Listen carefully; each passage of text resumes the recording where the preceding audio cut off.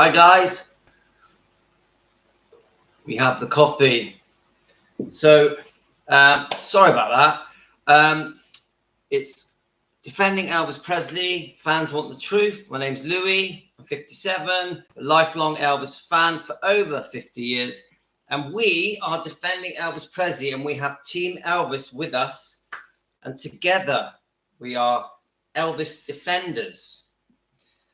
So I just want to apologize that you lot have been waiting a long time. I was going to start about half an hour ago, but my wife insisted, Aurora, my wife, who's very well at the moment, insisted that she was going to clean the room behind me before I go live.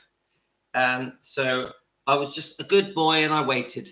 So let's wait a little while for you guys to come on and join our live stream. So at the moment we've got Ashley and Rebecca and Linda, two Lindas, both members, and I'm going to go through the members in a minute. We've got Jane. In fact, most of the people on here are members. Of course, if you want to join up, guys, it's just $1 a month. Let's have a look. Lorna, Jane. Did you notice I used my carnivore diet? If you guys want to join on to the carnivore diet, you can see how I lost all my weight and how I came off medication, how I reversed my pre-diabetes, and how I cured myself of ulcerative colitis. I cured myself using the carnivore keto diet, and I documented it on my diet channel. It's not to make money. It's just when I switched my diet, stopped myself eating sugar, bread, pasta, rice, potato, mainly eating fatty meat and eggs, I transformed my health. I lost loads of weight. I came off meds. My ulcerative colitis, which I had had for 12 years, disappeared. My blood sugar levels returned back to normal, and my blood pressure dropped back down to the same blood pressure of a man who was in his 30s. So the carnivore keto diet really worked for me, guys. And I follow a guy called Dr. Ken Berry on YouTube. Dr. Ken Berry. So if any of you guys have health issues, overweight, type 2 diabetes, any stomach autoimmune problems, aches and pains, arthritis, dizzy spells, because I also had very, very bad dizzy spells. If any of you have anything like that, even feeling cloudy and foggy, having very low energy levels, if you have any of these problems, please look up Dr. Ken Berry. Yeah, you're welcome to join my Carnival Flexing Diet channel. It's completely free. But guys, I would not say this to you if it didn't help me and transform my life. I've been on it for 16 months, and quite a few of you guys here are on it. Yeah.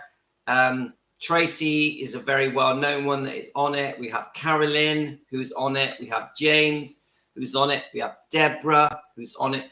And many of you have lost a lot of weight and have reduced the pain you're in, because many of you were in pain.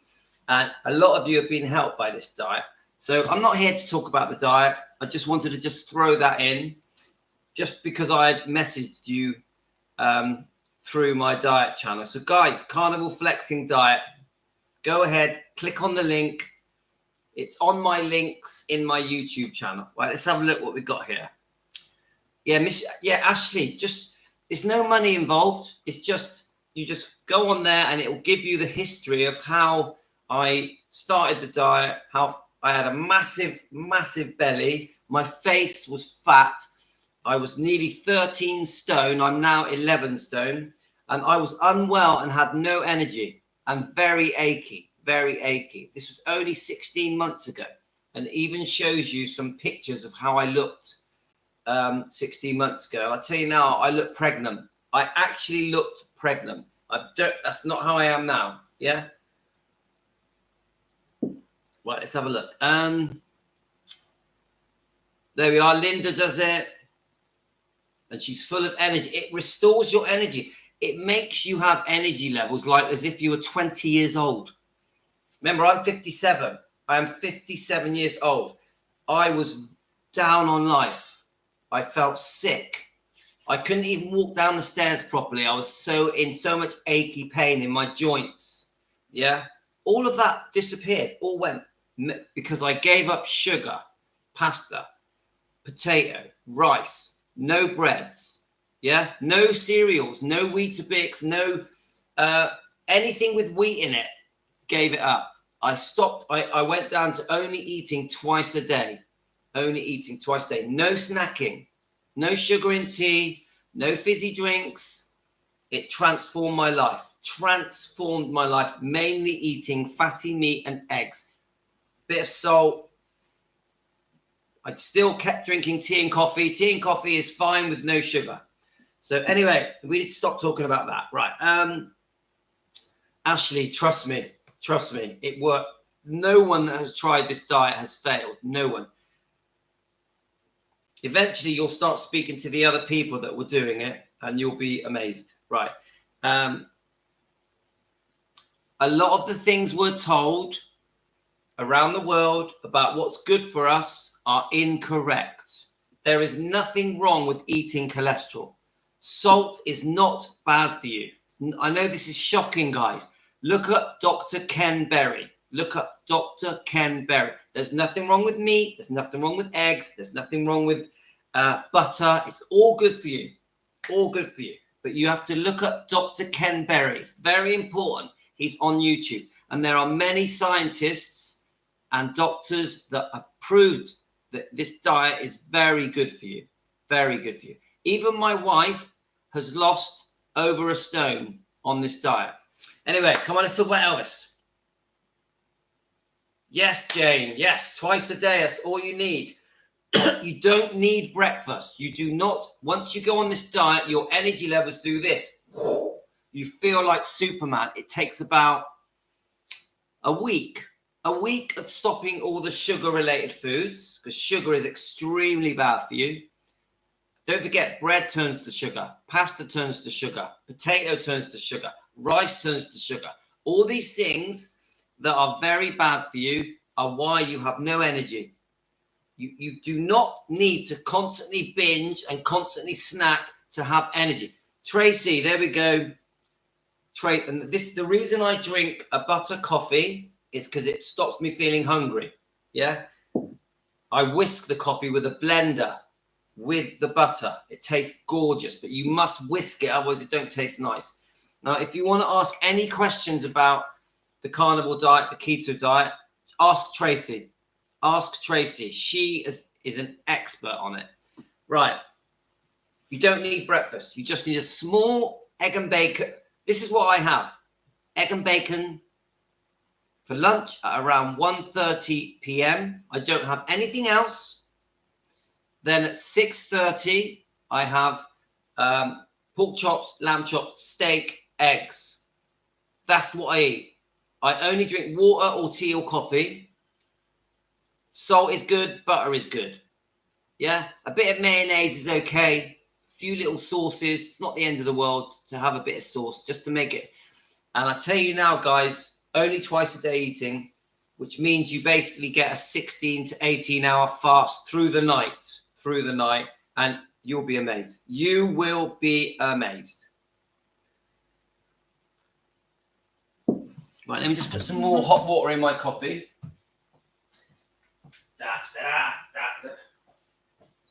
So we're in no rush, guys. Let me just put some water in my coffee, make it last. Right, guys, I just want to say this to you lot. This is going to be a long live, yeah? So I hope you don't have anything booked for the next at least well over an hour, yeah? We're going to cover a few things, okay?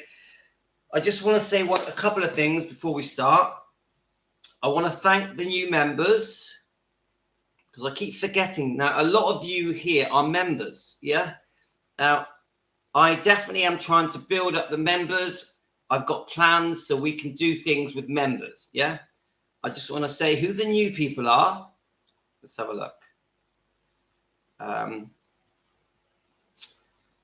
Let's go over to the members. Now, most of you here are members. I really appreciate it. It means everything to me. I've set it at the lowest amount. I'm not trying to grab your money. I'm trying to increase the membership.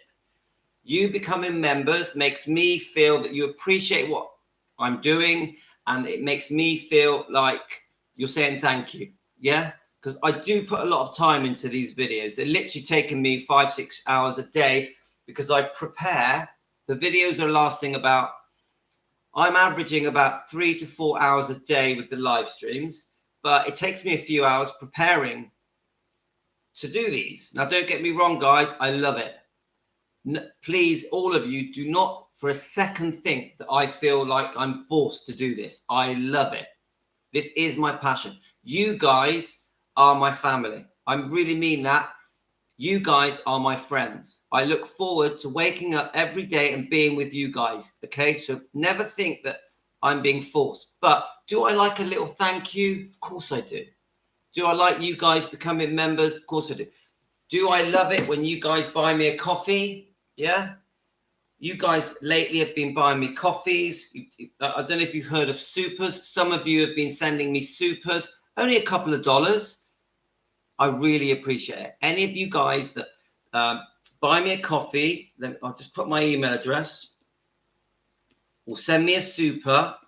We're only talking a few dollars, guys. I really appreciate it because it really shows me. That's my email in case you want to send it to PayPal. It just shows me that you are happy with what I'm doing, that you appreciate the time I'm putting into it. I don't need money. I don't need money, but I'm like a big kid. I'm like a big kid. I pat on the back. I need a gold star. I need a thank you. I need a well done. And the only people that can thank me is you guys, because my own family. Trust me. I don't get any thank yous from my wife or kids. Any praise I get for our channel and what we've achieved together, defending Elvis Presley, any appreciation for the amount of time I put into this beautiful thing that we have together with Team Elvis comes from you guys. So, yeah, I'm not going to lie to you. I need a thank you. I need a pat on the back. Am I childish? So when you guys send me a coffee or a couple of bucks, I smile. I smile.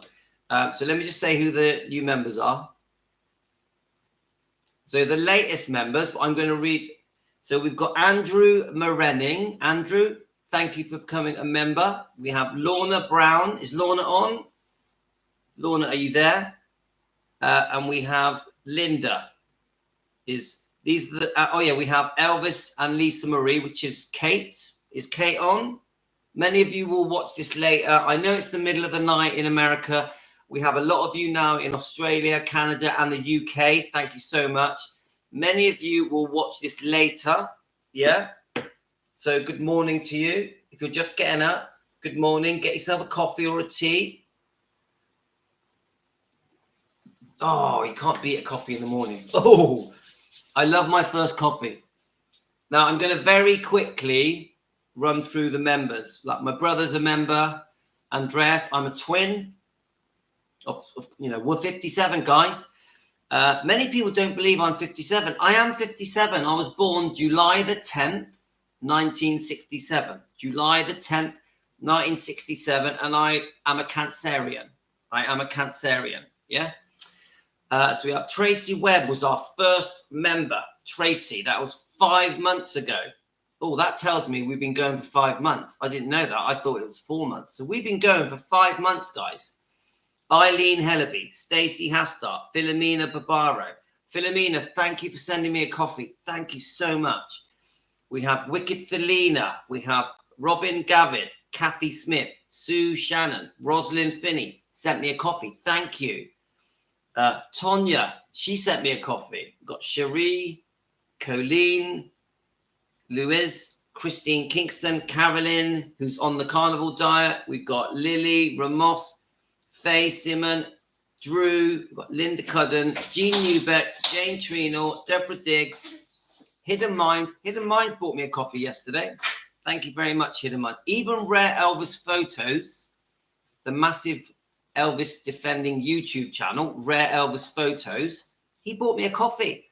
So I was so pleased that a big YouTube channel bought me a coffee. It meant everything to me. Diana Williams, Kathleen Carsons. We've got Elizabeth at Sketches and Threads. Pat Wingard. Hi, Pat.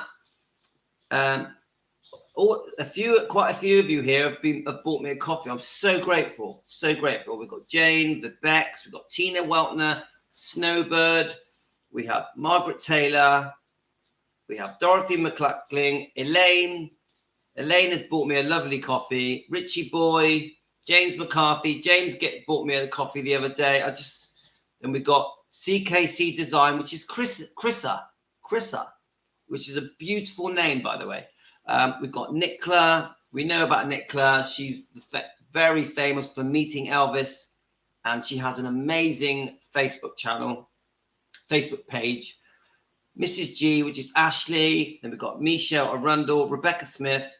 We have Kate at Elvis and Lisa, who I think rejoined.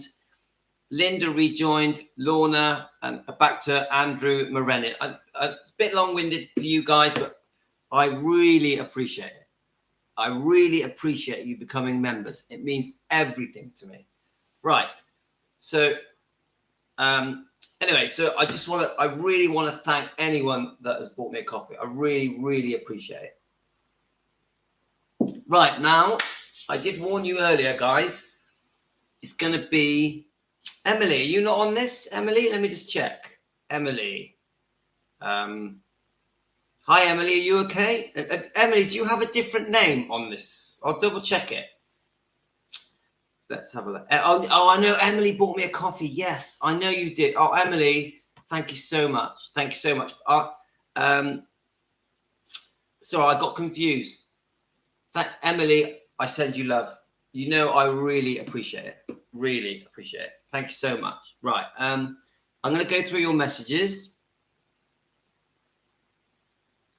Okay. So we're going to have a tearful one today, guys. It's going to be a bit tearful. Yeah, Rare Elvis Photos. I love his songs. I love his songs. We could even play one, couldn't we? Let's have a look. Don't forget Nashville, Tennessee. I'm trying so hard to get my siblings to try the way of eating. One had painful arthritis on his knee, and I've told him the pain will disappear within 2 weeks. But he can't give up the carbs. So many people say to me, oh, I'm addicted to carbs. No, you're not. Get off them. Get off them. No more donuts. No more pizzas. And it does get rid of the pain. If it doesn't get rid of it, it will at least massively reduce it. And if you're like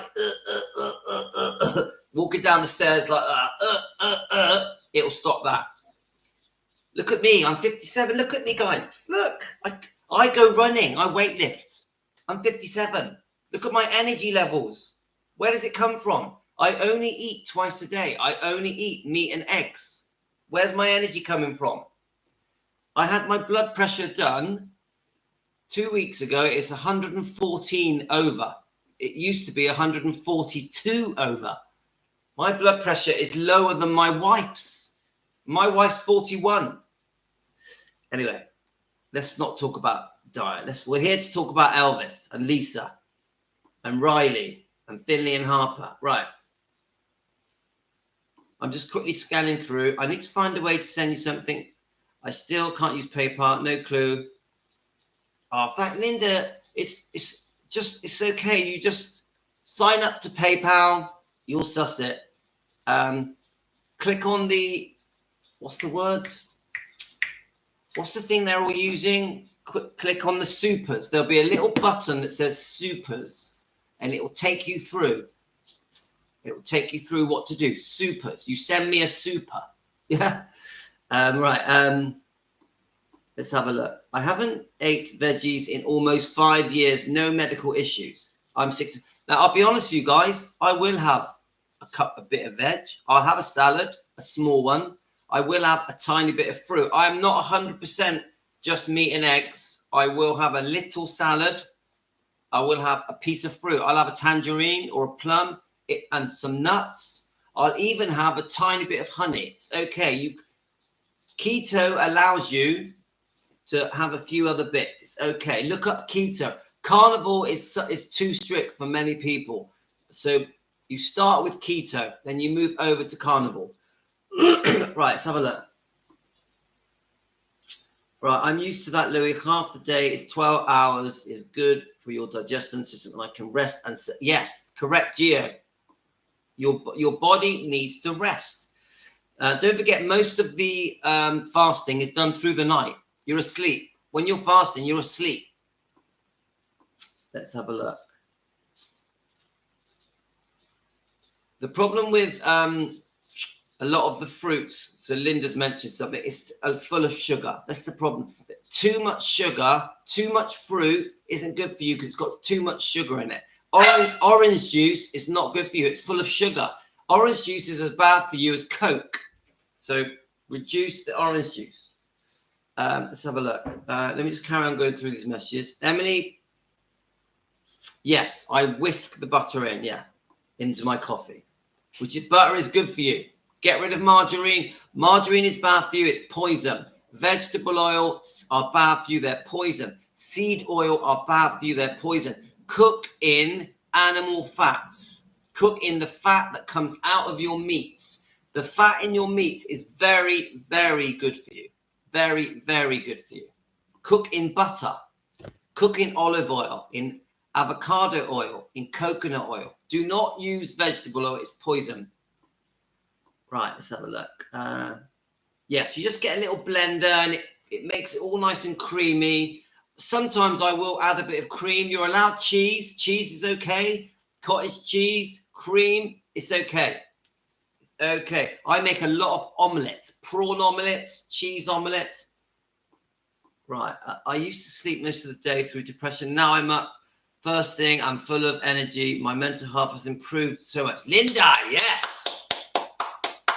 Linda, it works. The carnivore diet, the keto diet, it works. I wouldn't recommend it unless, remember, I do care about your health. All of you, I care about how you feel. If you're overweight, I want to help you lose weight. If you've got type 2 diabetes, I want to help you come off the insulin, because the carnivore diet will take you off insulin. You will not need the insulin. Always get the advice of your doctor. Everything you do, do it with your doctor. Yeah? I'm not a doctor. I'm just a success story. I tried it out. It worked. I am a success story. There are thousands and thousands of success stories on YouTube that are on the carnivore diet, the keto diet, that listen to Dr. Ken Berry. So I'm just quickly going through your message. Yeah, Pat, 2 times a day. Excellent. Many of the things that we are advised health-wise are wrong.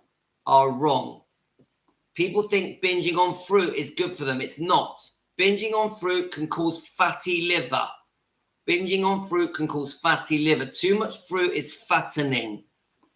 Your liver digests the fructose in the fruit. So remember that, guys. Only 1 piece of fruit a day, really.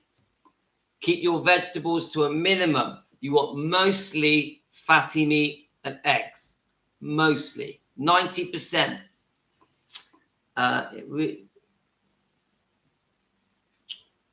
Let's have a look.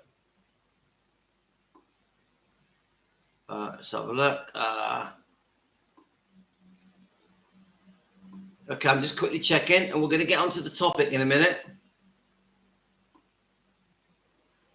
Right, okay. I think we've caught up. So, now, through the night, I can see I can see that Tracy's giving you guys some advice. And let's see what my son wants. I'm live at the moment. Is everything okay? I'm trying to get through close back. All right, mate. I'll just quickly send my son some money. I can see Tracy's giving you some advice there. That's just my son. I'll quickly send him some money.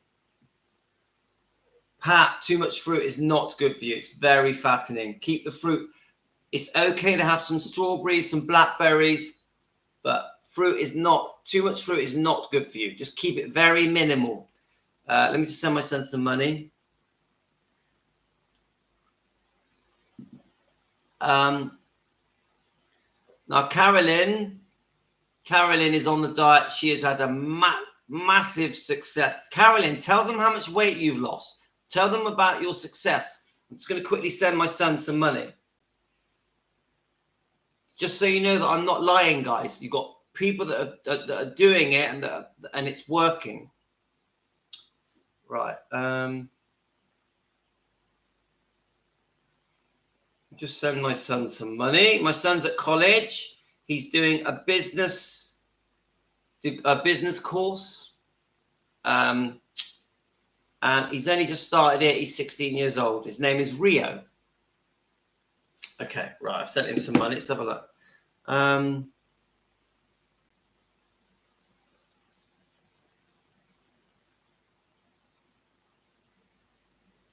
Miss Ashley, she failed.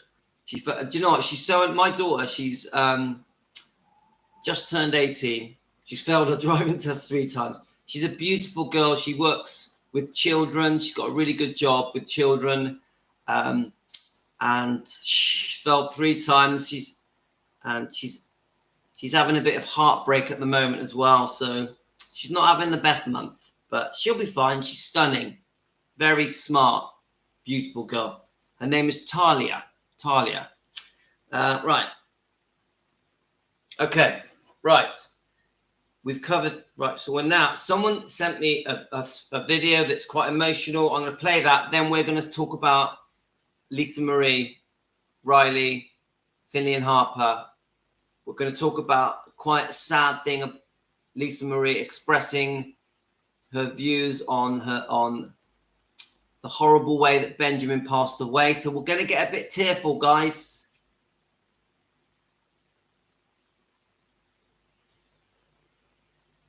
Right, my son. Right, let me just find this now. I think it was Rose Finney. Rose, are you on today? Rose, let me just double check. Rose, I'll just tell her we're live now. Okay. Now, so guys, I know if there's 27 of you watching, I know we've been talking about things that are non-Elvis. I apologize, okay? I've been sidetracked. So we are now going to talk about Elvis, Lisa, Finley and Harper, Benjamin, and Riley. But I want to play something that Rose sent me. Rose has sent me a few things. Right, okay, she sent me a few more things now. Rose, if you're watching, I'm going to play some of your things. Let's have a look. What is this?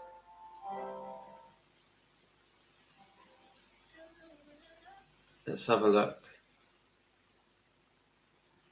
Let's look at. She sent me a lot. Rose, she sent me a lot of stuff here.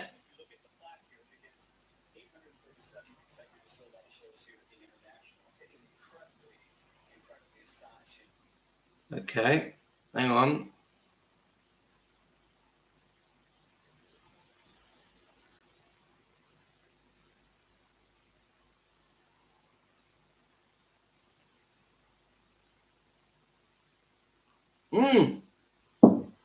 I hope you got your coffees ready, guys.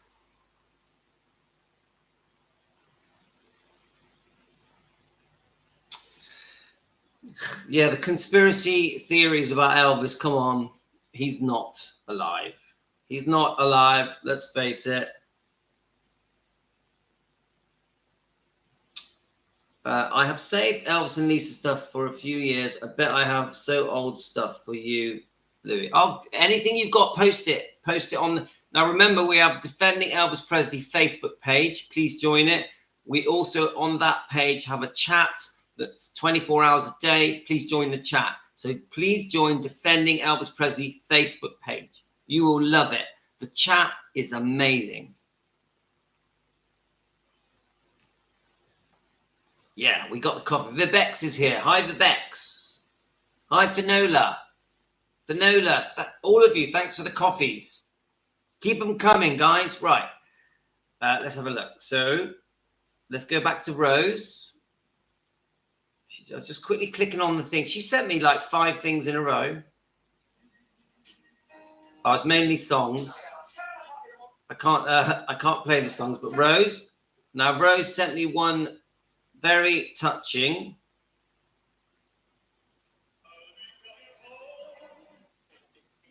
Let's just find it. Okay, right. Now, just so you know that the audio isn't very clear. It's Elvis talking. Now this isn't the topic. The topic is different, but I wanted to play this. Now we're going to get into a bit of a somber mood. We might get tearful when I start reading out things, but we do it for Elvis, yeah? Let's just get this on here. Okay. Right. I'm going to just click it on. Let's make sure it's loud enough. Right.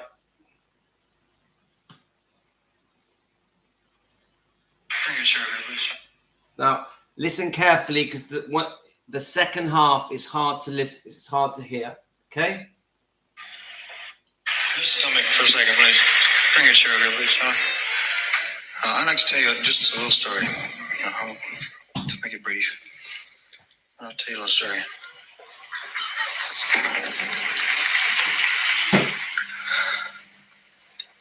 There was a man in Florida who was dying of cancer.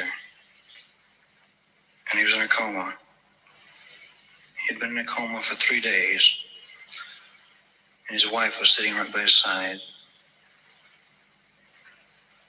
And on the 3rd morning, she lay down beside him and dozed off to sleep. And he felt her when she dozed off to sleep. And at the same time, he felt himself start to die. And he took his notepad from the side of the bed.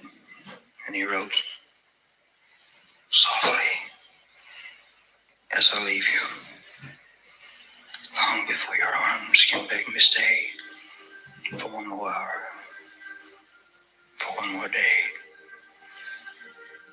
After all the years, I can't bear the tears to fall. So softly, I will leave you there. That's it. Trust me.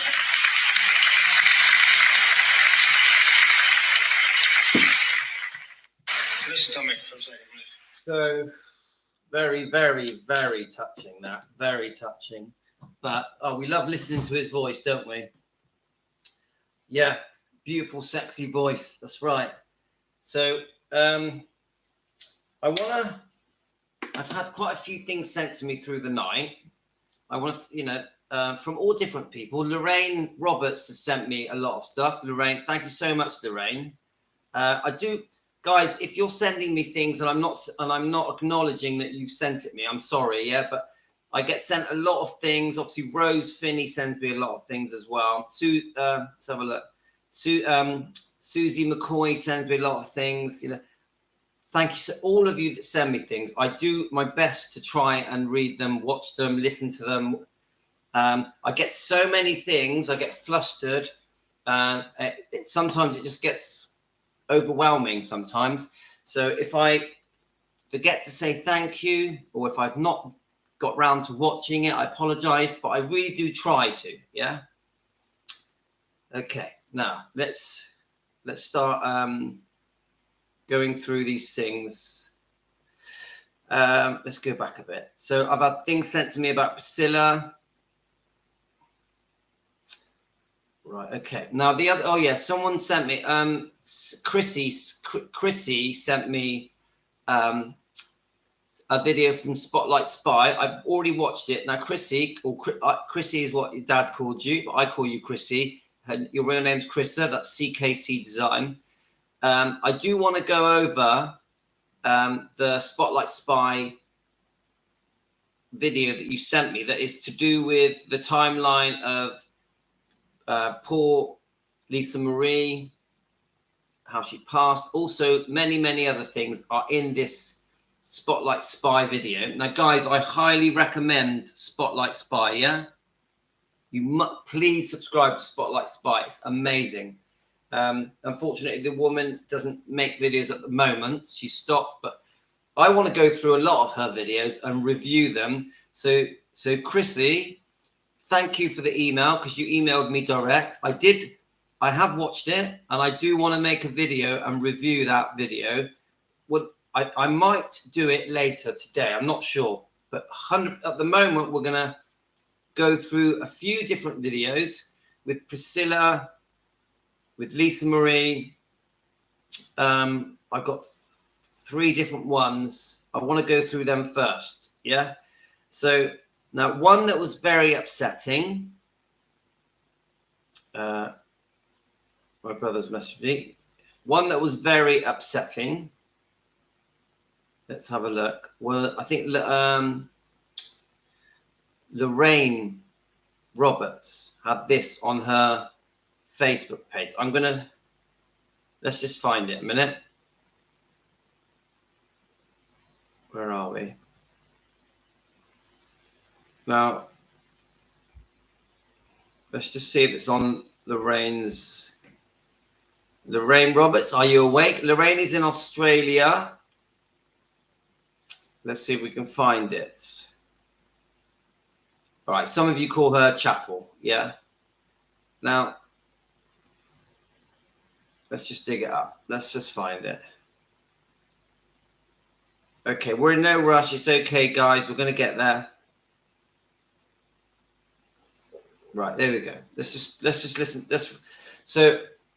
Right. There's a couple of things we're going to talk about. Now, we'll start off with this first. This is something in People, and it's titled "Riley Q reveals bittersweet process to finish mum Lisa Marie Presley's memoir. I burst into tears."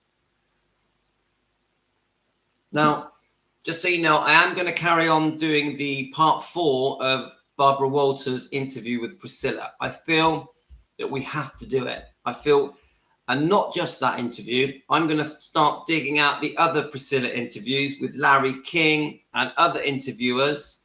We're going to go through those interviews, and we're going to scrutinize them and review them. We're going to really expose the negative stuff that should not have been said about Elvis, should not have been said about Elvis by Priscilla. I also want to pick out some of the Memphis Mafia members that have said some pretty cruel things, some very embarrassing things about Elvis. I think Lamar Fike is one. Just some of the things that were said about Elvis by them that I don't think can be proved. Yeah. For example, actually, no, I won't tell you what it is. We're gonna do a breakdown review of those interviews with some of the Memphis Mafia members that have said disgusting things that they should not have said. But that's for another day. Okay, let me just check your messages. Yeah, they're saying, like, even yesterday, someone commented to me, I think maybe on here, but come on, the Memphis Mafia said this, that, and the other. This is when I'm trying to defend Elvis, yeah? And I'm like, I don't care what they said. They're liars. Some of them lied. Some of them just made it up. They weren't inside the room with Elvis and Priscilla. They don't know what went on. No one does. No one knows what went on in that room with Elvis and Priscilla. So when they sit there as if they were in the room with him, I say, prove it. Prove it. Because I think some of the things that are being said is out of bitterness, almost revenge. Honestly, some of the things that are said about some of the Memphis Mafia is bitterness and revenge. Not just the tell-all book with Red West, Sonny West, and Dave Hebler. Not just that, the betrayal book. Other things. Some of the members of the Memphis Mafia have said disgusting things about Elvis with a smile on their face. I'm not having it. I am not having it. I am going to expose them. I'm going to defend Elvis with Team Elvis. I ain't having it. Too many people have got away for the last 40 odd years of saying things they cannot prove, and Elvis cannot defend himself. So poor Elvis Presley, his image and reputation has been damaged because people want to make money from his name, from being his friend. Yeah? It's disgusting. They should be ashamed of themselves. Now, not all of the Memphis Mafia are bad. Yeah? Not all of them. I love Larry Geller, Charlie Hodge. I know that Billy Smith has said a few things maybe he shouldn't have said in the earlier years, but I love Billy Smith and Joe Smith. They're lovely. Yeah. So I feel sorry for the way that Billy and Joe have been treated as well. But they have said things they shouldn't have said.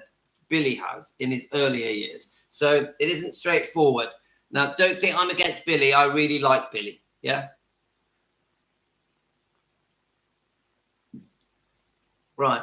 Do you know what? Someone sent me a really, actually, it was Elaine. Elaine sent me a really good 1 hour documentary. Elaine, I thank you for that. I watched it when I went to bed last night.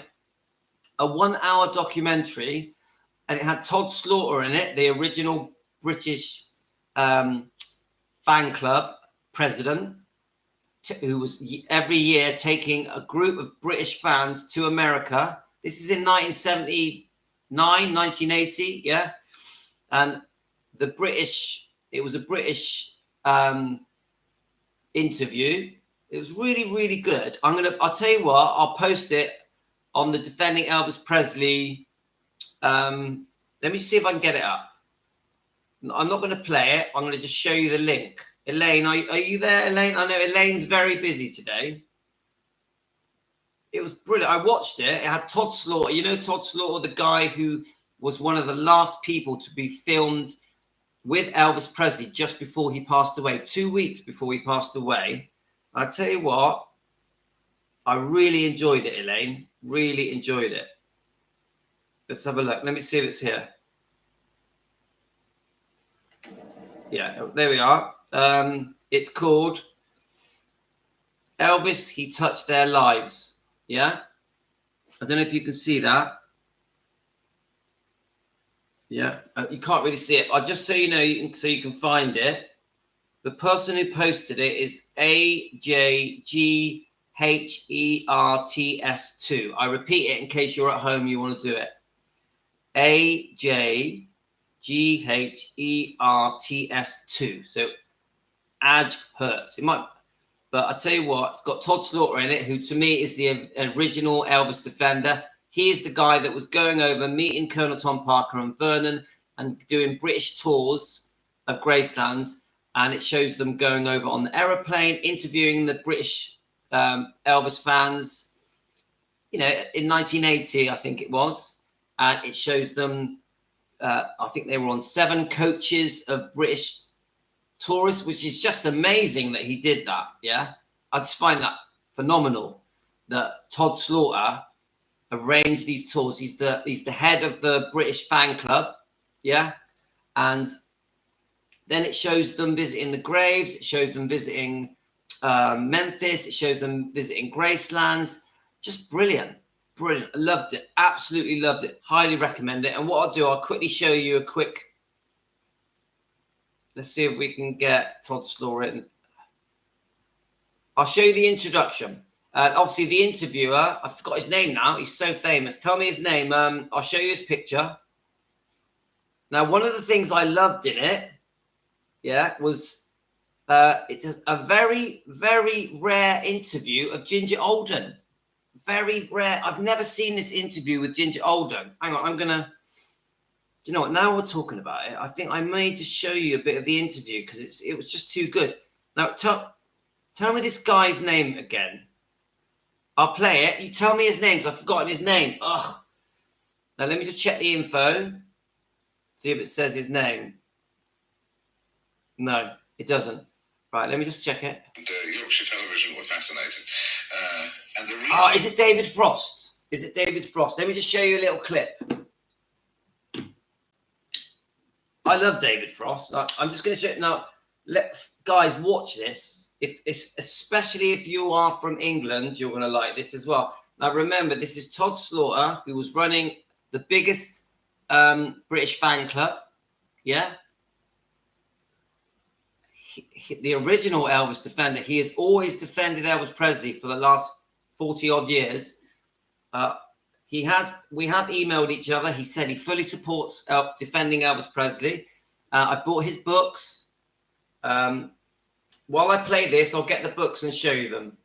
Fascinating it was the loyalty of the 300 or the 350 fans who come over here every year, specially organised trip to commemorate the death of Elvis Presley. And so what we were really interested in is their sincerity and what makes a legend, because, it's not the same sort of thing, that happens for other stars and so on. And so it's partially following them around, and it's partially trying to discover what it is, because obviously Elvis enriches our friends' lives. I say friends because I've got to know a lot of them on the trip, particularly on the charter flight. It was extremely long, so there's plenty of opportunity to get to know people on the charter flight.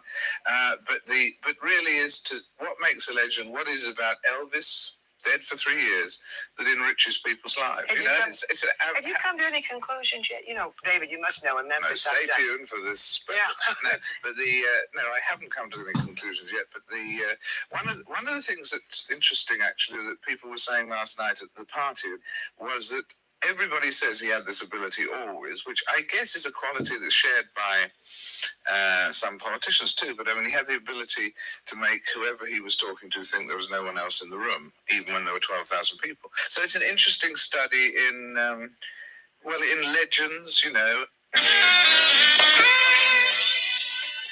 Just a brilliant vintage interview. You've got to watch it from the start, guys. It shows them getting on the coaches, traveling to the airport, on the aeroplane, being interviewed on the airplane. You've got David Frost interviewing them. You got Todd Slaughter, who to me is the original Elvis defender. If you look his name up, this is one of his books. And then you've got his other book that he sent to me, and he's signed it as well. And these books are for sale on Amazon. I have a lot of respect for Todd Slaughter, a lot of respect.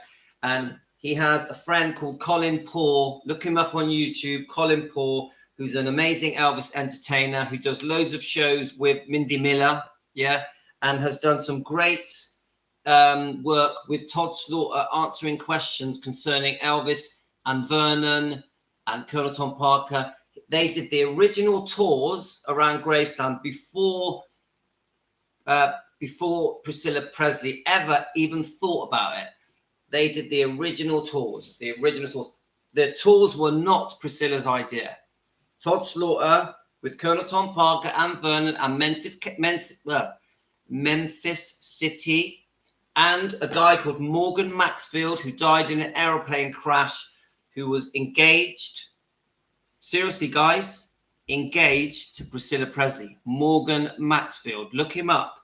Look up the name, Morgan Maxfield. Yes, Priscilla, around 1980, was engaged to Morgan Maxfield, who was trying to open Gracelands as a living museum, and in front of Gracelands was trying to organize a development with Memphis City. And unfortunately, he died in a plane crash. So very interesting stuff, guys. So a big shout to Todd Slaughter, and a special thank you to Elaine for posting that video. And what I'm going to do now quickly, so that you guys can watch it, Elaine might have already done it.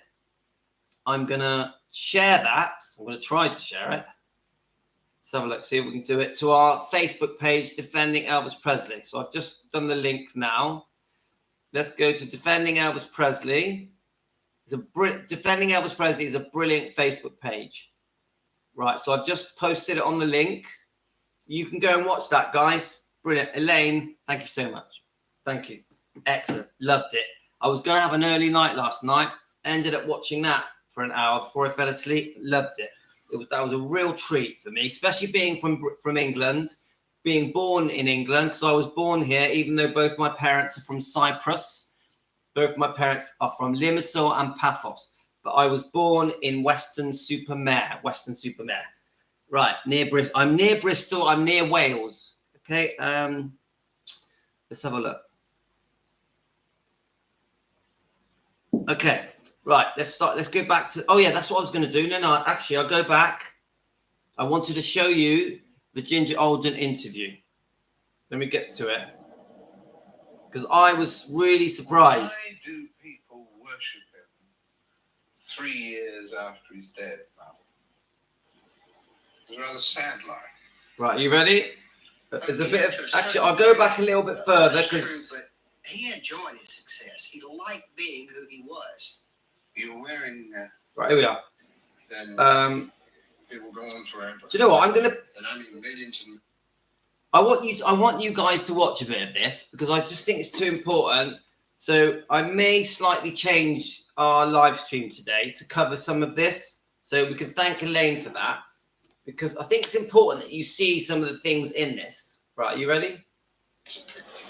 But in turn, the fans have been ripped off a lot since Elvis has passed away. Buying things that they thought were real, but were not. We who were close to Elvis are just about the only people who know what was real and what was truth. And we don't mind doing that because I think, Billy, I think would agree with me. I think Elvis would get a big kick out of what's going on there. When you add together the combination of the loneliness and the pressures and so on, sounds to me as though he didn't really ever get a chance or choose to or was able to enjoy his success. It was a rather sad life. Again, to a certain degree, that's true. But Very young he Billy enjoyed Smith. his success. He liked being who he was. You're wearing the ring, the engagement ring, aren't you? There, which is beautiful. Right, so here's this rare Where did it interview come with from, Ginger the ring? Alden. The ring came from Elvis's TCB ring, which he always wore on stage. That was TCB taking care Taking of care of business. And it was a large ring with lightning bolts down the side, and I believe it was in black onyx. And Elvis had a jeweler, Lowell Hayes, take the diamond from that ring and put to this. And what was the scene as he gave you the ring? I remember we were in his lounge area. We were in his bathroom. And I had no idea about the ring. And Elvis walked in. He took my hand. We both walked into the bathroom. And I sat down in a black leather chair. And he said just some beautiful, beautiful things. And then he said, "I'm asking you, will you marry me?" And he was on his knees, old-fashioned. So it was a very beautiful moment for me. Absolutely. And that's not TCB that you're wearing around your neck.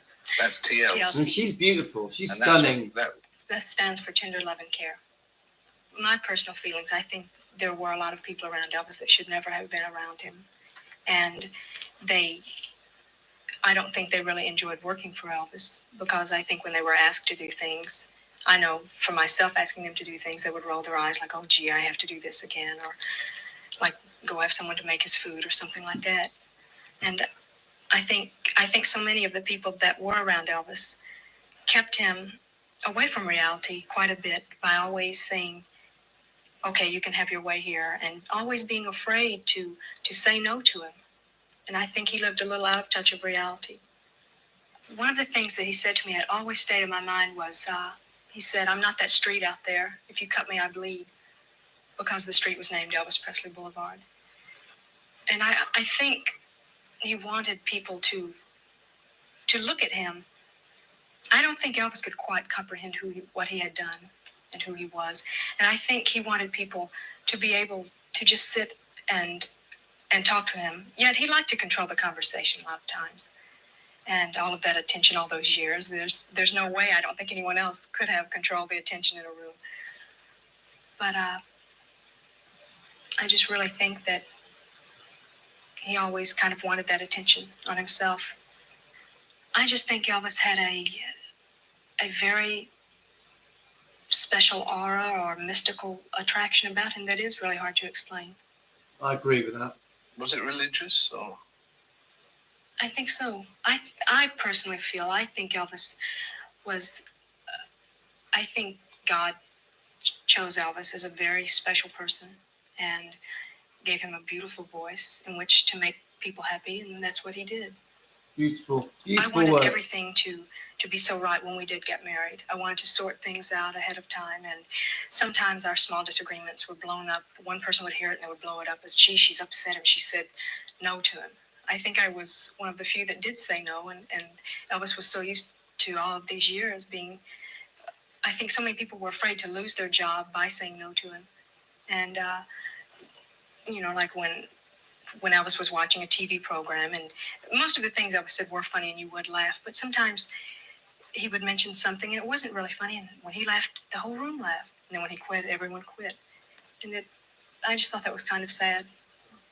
What were the last words that you exchanged?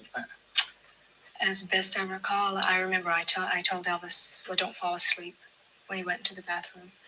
And he said, I won't. And he did fall asleep, of course. I didn't see Elvis for several months before he passed away, but I'm gonna let's have a look. Let's go back. I'm enjoying this, so I'm gonna stay on that topic with that documentary. We can do the other topic as a part 2. Now, I just want to comment on a few of the things she said. One of the standout things that she said, Elvis had this sort of mystical, sort of religious aura around him, and that anyone that met him sensed it and felt it, and like it almost changed you. Yeah, there was something about Elvis that when he was in front of you, something changed. I can't put my hands on it, but I've heard this many times from many different people that were very close to Elvis. Of course, we know he was extremely religious, and his passion for the Bible and for Jesus meant everything to him. But, we've all heard the saying, Elvis would walk into a room, the whole room would do that.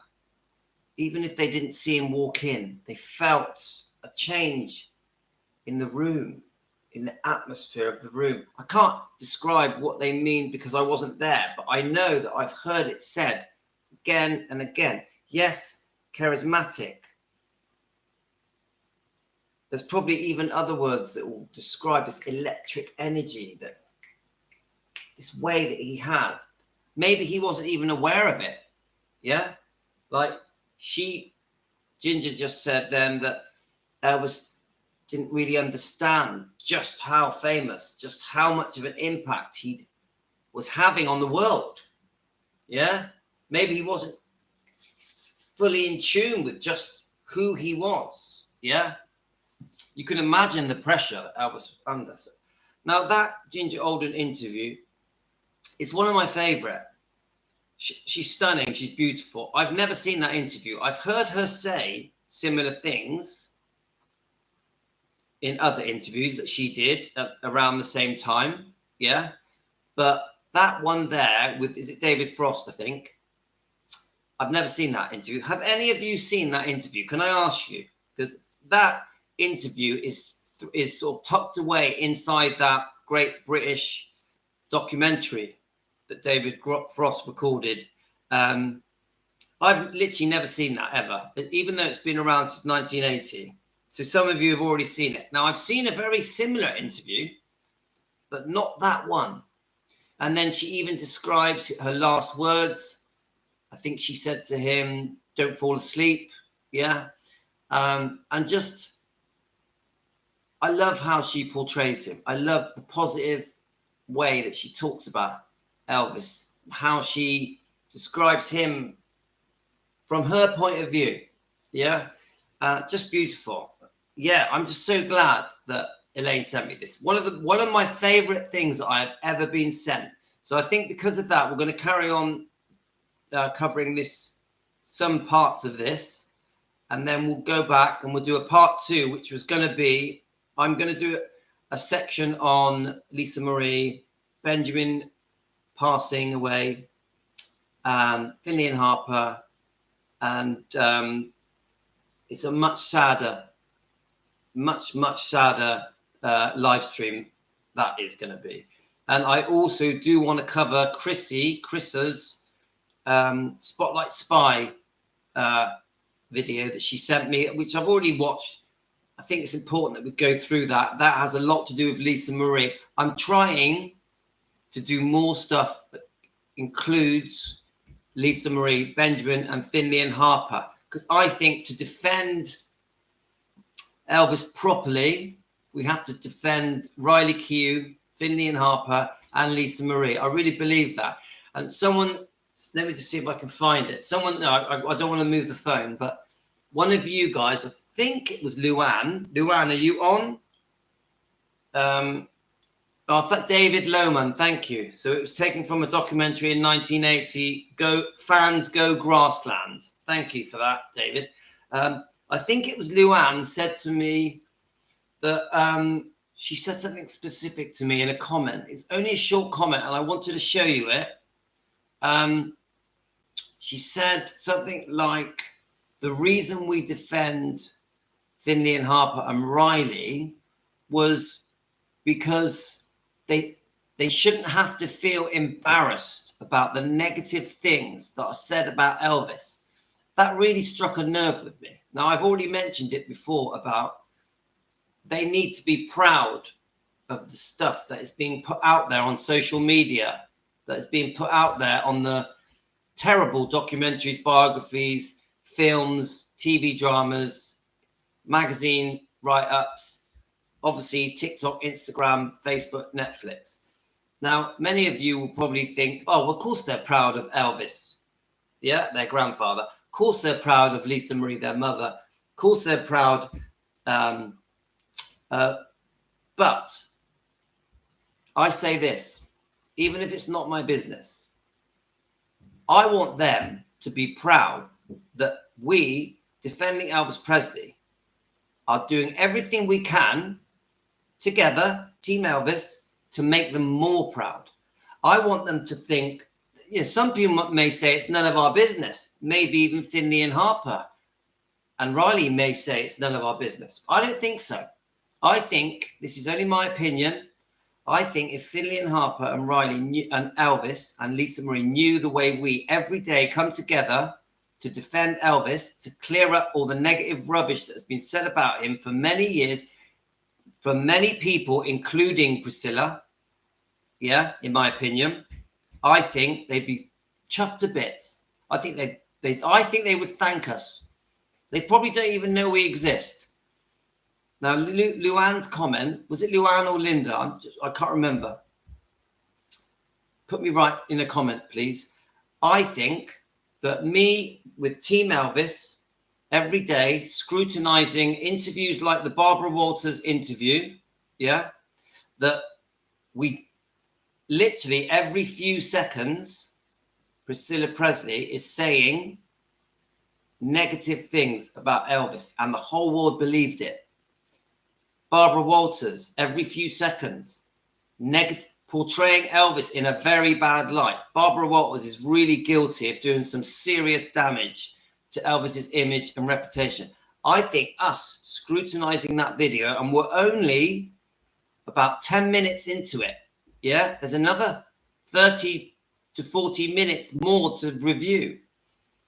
And us jumping in, criticizing the words that are being said by Barbara and by Priscilla, I think we are clearly defending. All right, sorry, Luann. All right, do you know what? I took a picture of it. Let me see if I can find it. Who said it? Let's have a look. I think clearly, because I took a picture of it because I love the comment. We are clearly defending Elvis. Clearly, it's so obvious. And I love to think that we are helping make Finley and Harper and Riley even more proud. I know they're already proud of their grandfather and of their mother. Of course they are. But I want to make them even more proud. I think we do that together. Now, let me try and find this comment quickly. I did take a picture of it. Here we go. It was Linda. Linda, are you there? Yes, it was Linda V6X30. Defending Elvis. Right. By defending Elvis and seeking the truth, we are basically telling the family, hold your head high. You have nothing to be ashamed of. Elvis was amazing. I repeat, Linda, thank you. By defending Elvis and seeking the truth, we are basically telling the family, hold your head high. You have nothing to be ashamed of. Elvis was amazing. Yeah? Get it, guys? And I loved that comment. It was a very short comment. I loved it because that's exactly what we're trying to do, guys. We're trying to make the world be proud of Elvis. Now, it's very difficult to make... I'm going to talk for a bit here. With my coffee. Have you got your coffee, lads, guys?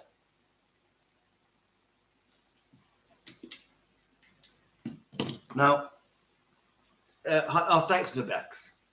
Now, you'll notice, guys, I don't talk about Finley and Harper much because of their age. Yeah? And I think they've gone through hell. Even Riley. I don't talk about her as much as I should.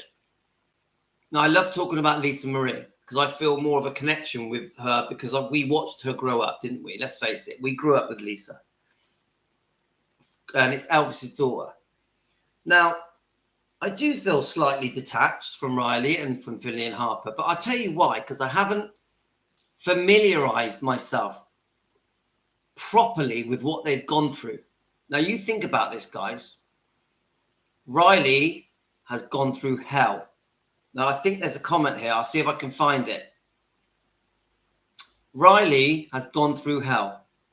She's lost her mother, her brother. She's had this lawsuit, well, these legal problems with Priscilla to do with Lisa Marie's wishes on the trust. She's had the Graceland scammer. Yeah. She's had, how can I say it?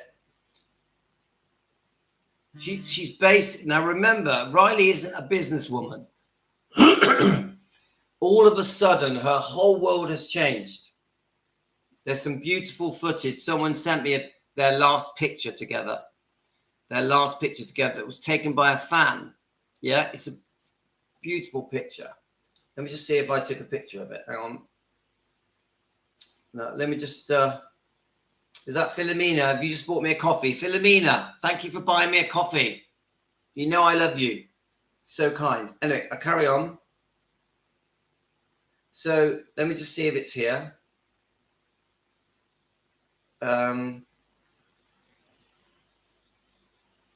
The last picture of Lisa with... let's see if it's going to come up. No, it's not there. But there is a last picture that was taken by a fan. I'll keep looking just in case it comes up. Of Lisa and Riley together. And it's a beautiful picture. And it makes me sad. But anyway, my point is, Riley and the twins have gone through hell. Through hell. You imagine what it's been like for them. Put yourself in their shoes. They've lost their mum, their brother, all the other legal problems, the Graceland problems. Now you look at any clip of Riley and Finley and Harper. They have massive smiles on their face. They're getting on with life. They're facing the future. Riley has an infectious smile, doesn't she? But you think behind that smile, how they feel. They have to wake up every day knowing their mother's not there, knowing what happened with Benjamin, knowing that their mother has this massive responsibility on her shoulders now as the trustee of Graceland, knowing that there's problems with Priscilla Presley. Now, they may adore Priscilla, but there are problems, aren't there? And they will know it. 16 years old, or they're about to turn 16, I think. You know, you're pretty switched on at 16. I remember what I was doing when I was 16. I was pretty switched on at 16. So if in any way we can help as on defending Elvis Presley, Team Elvis, as Elvis fans, yeah, protecting the bloodline the bloodline of Elvis, and we can make them even more proud of their grandfather, of their mother, we're going to do it, guys. We're going to do it. It means everything to me. So now when I think about defending Elvis Presley, I don't just think, oh, we adore Elvis, we admire Elvis. Elvis was a great man. We need to defend him because he has been wronged.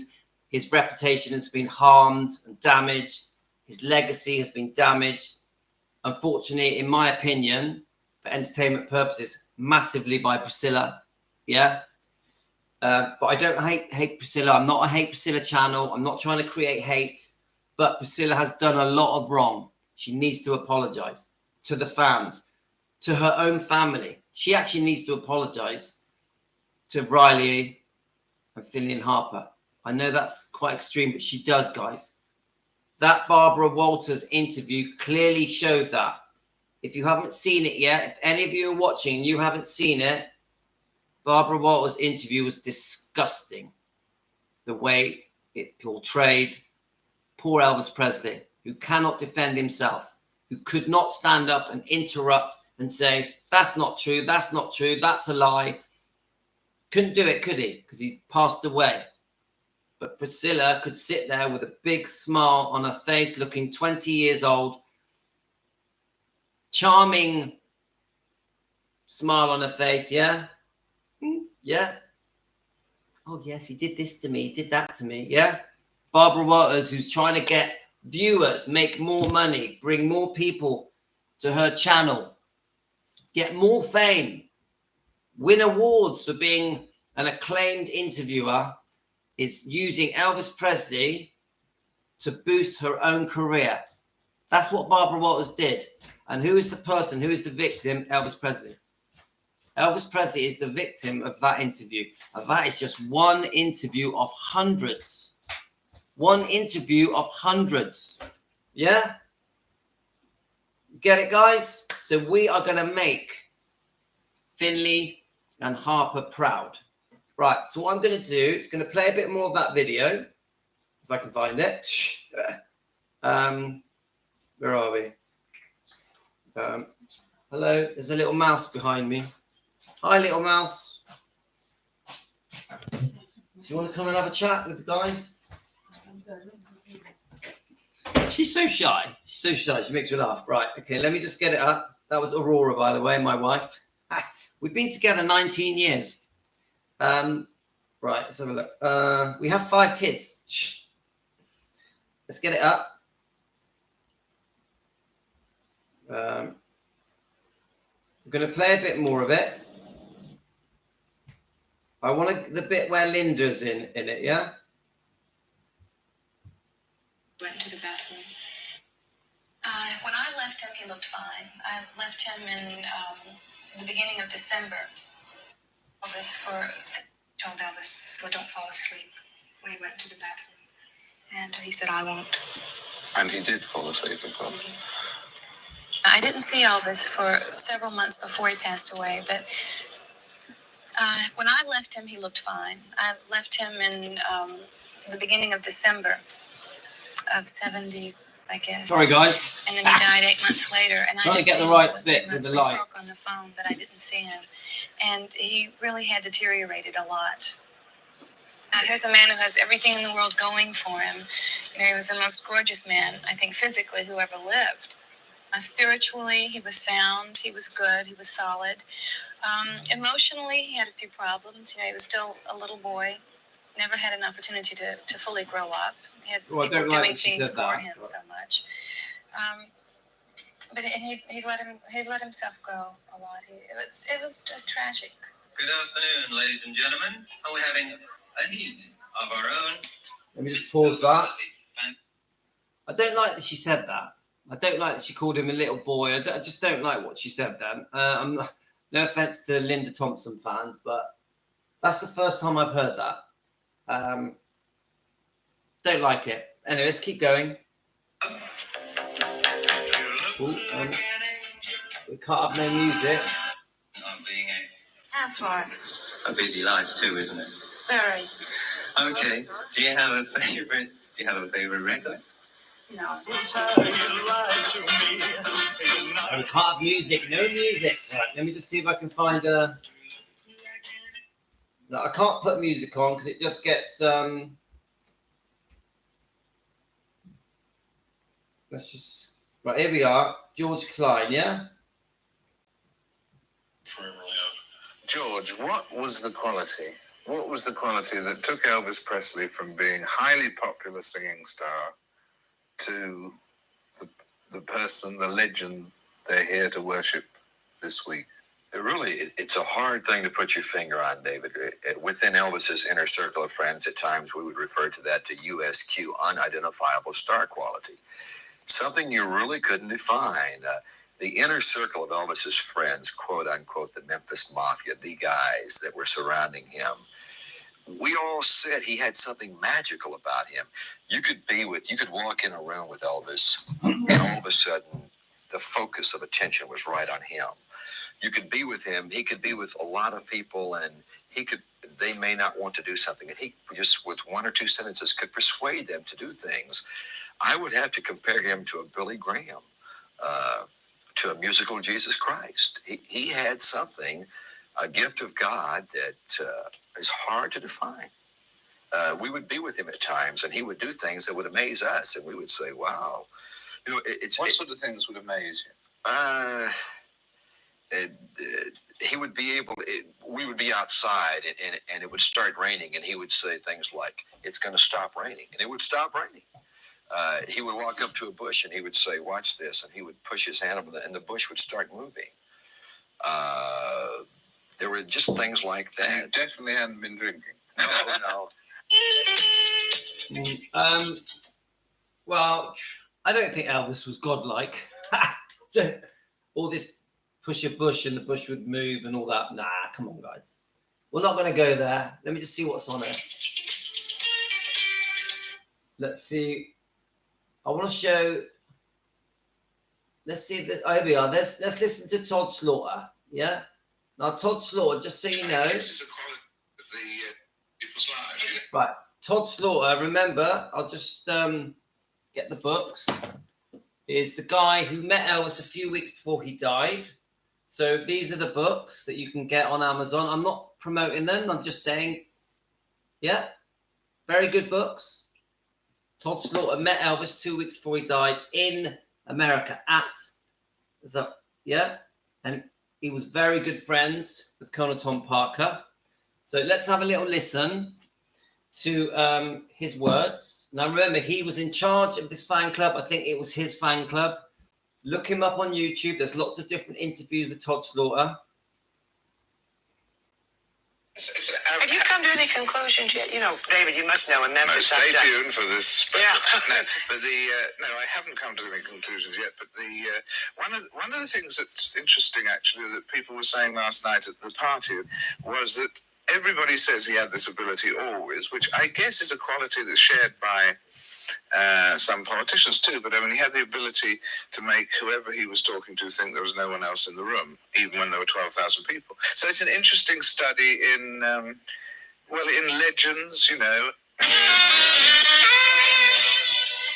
Well, I think it's going to show Todd Slaughter now. Town of Elvis Presley know that Presley fans come in all sizes and shapes and ages and from all parts of the world. And our guest this morning in from London, part of the David Frost Christmas special on Elvis. Good morning to Barbara Morris and Susan King and Todd Slaughter, president of the Elvis Presley Fan Club of Great Britain Commonwealth.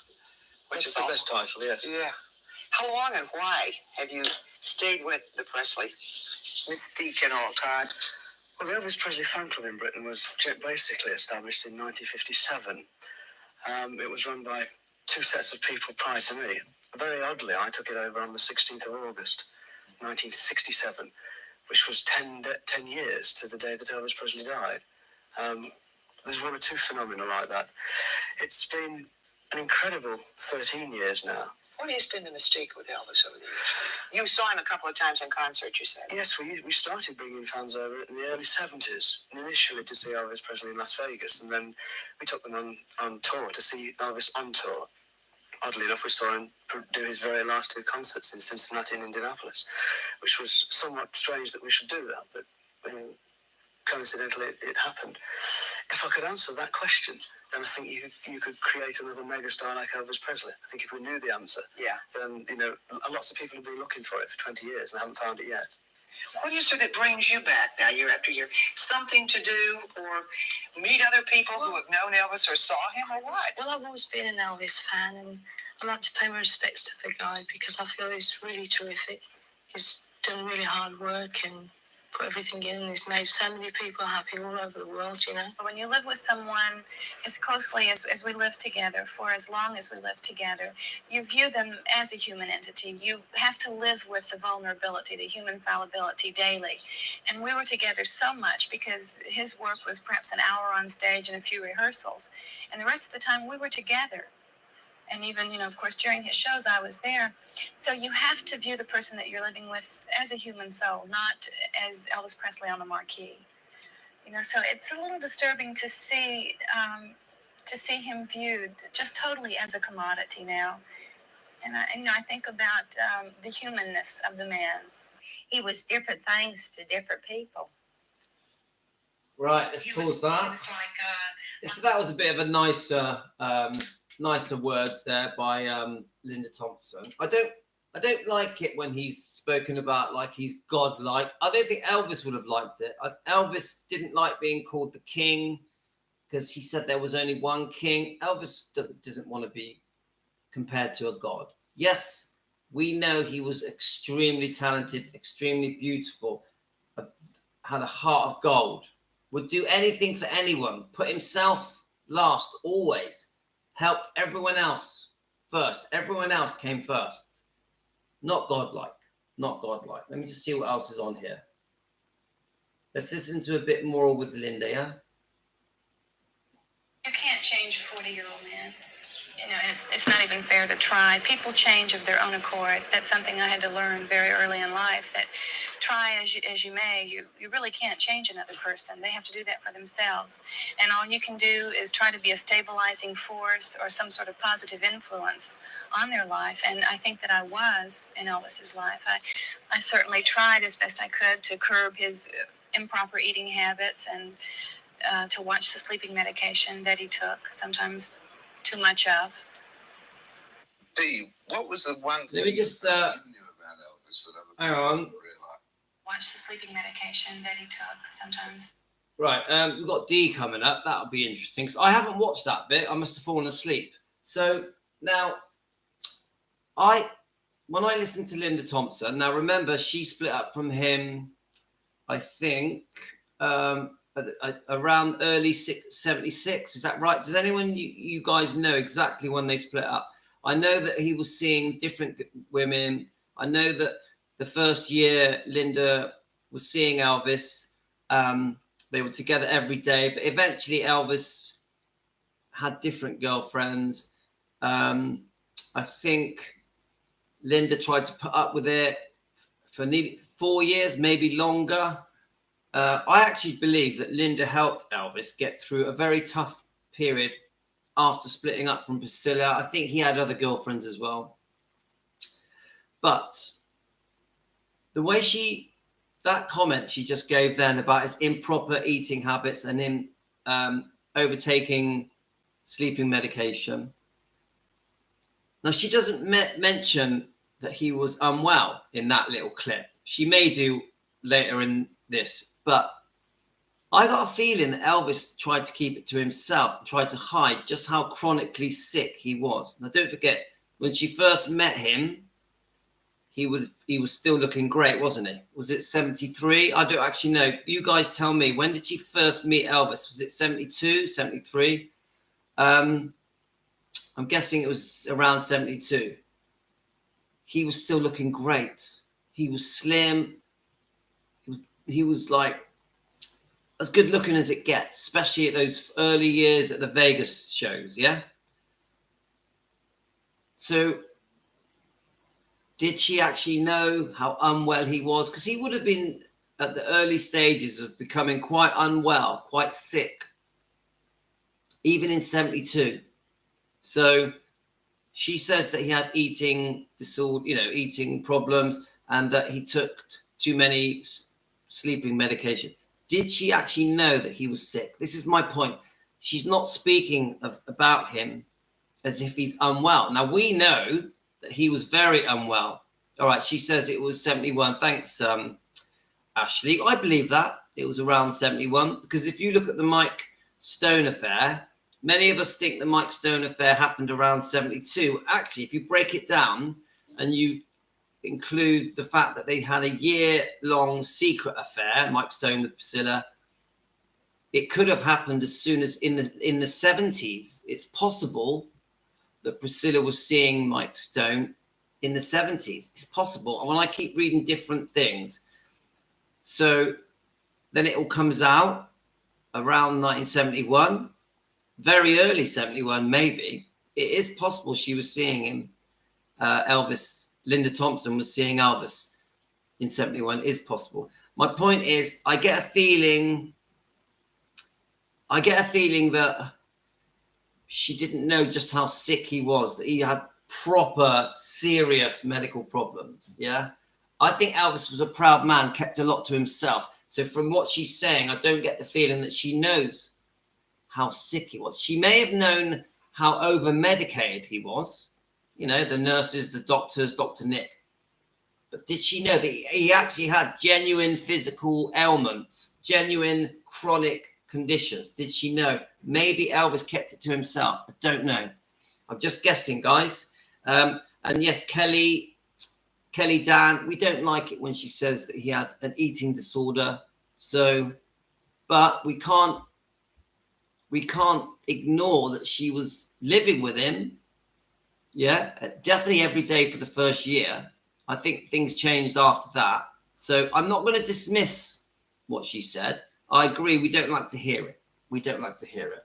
So when I hear negative things about Elvis, I do try and be fair. I do try and go, you know, read between the lines, use my own common sense. I'm not going to whitewash Elvis. I'm not going to get defensive every time I hear a bad thing about Elvis. I'm going to try and analyze it, critique it, review it, and go from there. Too much of. Dee, what was the one thing you felt you knew about Elvis that other people didn't realize? Well, I felt like that I really knew Elvis from the very beginning. I felt like that to really know Elvis, you would have to live with him. There was a gentle side of Elvis. I saw the Elvis that would come in and pray with Lisa when he had his little girl when she was quite young. He would always tuck her in bed. And I saw a very generous side of Elvis. Of course, that remained seemingly right up until the end. But there's numerous things that Elvis contributed to, numerous charities was never spoke about. Seemingly, it was always the Cadillacs and the jewelry, but there were numerous gifts. And I had a real close feeling. I would see Elvis sit down at the piano and play the gospel songs. Very few people knew that Elvis could play the piano. Did he have... Let me just pause that. Do you know what? After we've watched the horrendous interview that she gave, saying that Elvis sleeps with his mother and many other horrific things. Who was the guy who interviewed her? You guys will know his name. Dee Stanley, you know, Vernon's wife. Many of you have very strong feelings about Dee Stanley, who many of you feel tricked Vernon into marrying her in Germany. Yeah, does that sound right to you guys? Now, she speaks very highly of Elvis in that very short clip there. Yeah. Was she even still, at this point, wasn't Vernon passed away? I'm pretty sure this was, this has been filmed after Vernon has passed, because Vernon passed in 79. So she's, I think they did divorce, didn't they? But she is Vernon's ex, yeah? Divorcee, but speaking quite highly of Elvis. Now, what changed? Why did Dee Stanley go from speaking so highly of Elvis, yeah, to this sort of horrible horrible version of Dee Stanley that gives the most disgusting interview I've ever seen. We've done a live stream on it. I know that other people have covered the Dee Stanley interview recently, but why? What changed? Why did she go? She is hated, isn't she? She is hated for that interview where she tries to say that Elvis slept with his own mother. It's just like, what changed, guys? What was it? Money? Was it revenge? What made her go so against Elvis? Let's just carry on. In private? Well, I think he did, seemingly, from the very beginning. Elvis had tremendous sex appeal. Was Elvis really religious? I mean, deeply religious? I think so. I've taken it back from his upbringing. I feel like, Elvis was from a very strong faith, the Assembly. And in those years, back before he got started with his family, they were very religious people. Why do you think, most of all, in the end, that he became overweight, as it were? Well, I think I actually started noticing a change in Elvis in 72. He was having his problems with Priscilla at the time. Of course, in 73, the divorce came about.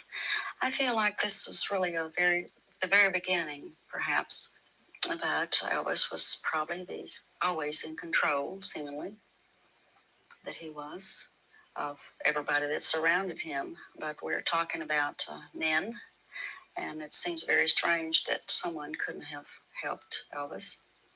It does, doesn't it? Yes, it's a strange way of loving. I have thought very much about how Elvis must have felt near the end.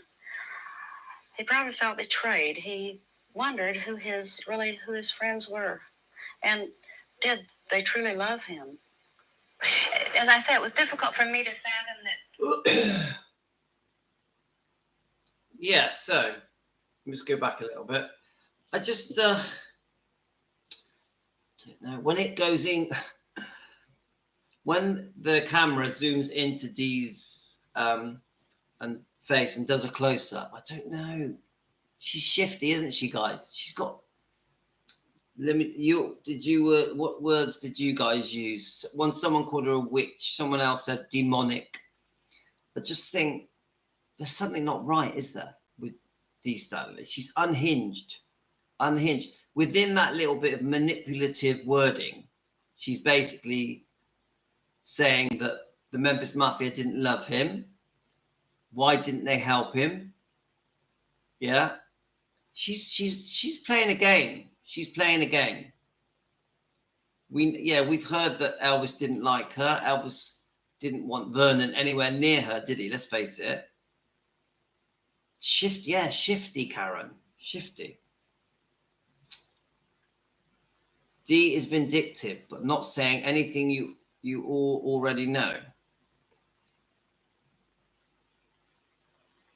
Who could not hate Dee? I do hate Dee. She just, I don't know. I think one of you called her a lunatic. Unhinged. Gio says unhinged. I speculate that Dee's son struggled with drug issues, that Dee may have blamed Elvis in some way, that the money, because that's why did she change so badly. Right, okay. Rebecca, I get that. So I've had this many times in comments. Yeah, let's turn my YouTube. Yay, we have YouTube back. Now, obviously, we're talking about her boys, the Stanley brothers. Is she trying to get revenge? I'm not on about that interview. Actually, no, a little bit, because of that last comment. We could spend another hour talking about the Stanley boys, couldn't we? We could, yeah? So I'm still loving this thing that Elaine sent me. Elaine's not here, is she? I'm loving it. It's so interesting, guys. I didn't even know. I must have fallen asleep because I went to bed last night. I thought I'm going to have an early night. I started watching this. I don't remember watching any of this, so I must have fallen asleep. I'm enjoying it. Are you liking it, guys? Do you think this is interesting? She knew the Memphis Mafia and Elvis saw through the nonsense. Yeah, it's really. I'm going to keep going on this. It's too interesting. I might even play some of the beginning. Lunatic is correct. It's okay, Rebecca. Yeah, Lorna. She does seem that way. Yes, it is interesting, isn't it? Oh, thank you, Karen. I'm a bit surprised how good it is. Right. I didn't even know Linda was in it. Right. I knew that I must have fallen asleep on the Ginger Alden bit. Okay, guys, let's keep going. Perhaps. But Elvis was probably always in control, seemingly, that he was, of everybody that surrounded him. But we're talking about men, and it seems very strange that someone couldn't have helped Elvis. It does, doesn't it? Yes, it's a strange way of loving. I have thought very much about how Elvis must have felt near the end. He probably felt betrayed. He wondered who his friends were, and did they truly love him? As I said, it was difficult for me to fathom that he was gone, truly gone. And I reflect back to his lying in the coffin, and I saw him, and I know he's gone. But I guess it's difficult for people who didn't see him in a state of death to fully realize that he is dead. They want to believe that he's off in the Bahamas somewhere, and I wish he were, but... Did you find it very moving? No, not moving. I mean, the Americans do things differently to what we do, but, I was a little bit disgusted with all the souvenir shops and, a lot of people that were going up to the grave didn't give me the impression of being Elvis fans, just sort of general tourists, and I'd like to have gone up there and had a few seconds just a little bit quiet, but it just wasn't there. Right, let me just pause that. So just that ending few comments from Linda. It's a funny one with Linda because I definitely like Linda Thompson. I've watched probably all of Linda's interviews. Now, she does speak very highly about this, yeah? She has always tried to promote Elvis in a good way, to portray him in a good light. But I know that some of these older interviews, way back, that some of you fans, Elvis fans, are not happy with Linda. So I know that there's mixed opinions with Linda. I choose to be a fan. Yeah, when I say fan, I don't mean like a fan of Elvis. I mean, I'm not anti-Linda. Yeah, I think she's done enough good in the last 40 years for me to say she's a good guy. I feel the same way about Ginger Alden. Now, Ginger Alden has also made mistakes and said a couple of things that she probably didn't have to say. I don't know how many of you know about the movie that she made just after Elvis died that portrayed a man who had drug problems, a singer. I don't know if any of you are even aware of that film. It's on YouTube now. You can find it now on YouTube. Ginger Alden looking beautiful in that film. But I'm a fan of Ginger. I like Ginger. I think overall she has been very kind to Elvis and always spoke about Elvis in a good light. So to me, she's a good guy. Yeah. One of my favorites is Mindy Miller because I have gone through the Mindy Miller interviews and she has never said a bad word about Elvis ever. Not that I can see. Some of you guys don't even think she was his girlfriend, but she was. She was. I think Mindy Miller's lovely. I love her personality. I love her spiritual side. I've watched a lot of her interviews. I think she's great. I really like Mindy Miller. So, yeah, so Rebecca, you've watched it. I agree. I think, Rebecca, you mentioned that you didn't like the Ginger movie, and many people don't know about it. So look it up, guys. I can't remember what it's called, but it's on YouTube, yeah? Completely free on YouTube. I personally don't think she should have made that film. I think it's very low quality and not good, boring. But the most interesting thing about the Ginger Alden film is that she looks great in it. And I think to see Ginger Alden just after, quite recently after Elvis passed, I think is interesting to the fans, definitely. So let's keep going. We're going to keep going on this. Let's have a look. So let's just have a look what's happening here. So you got the British fans.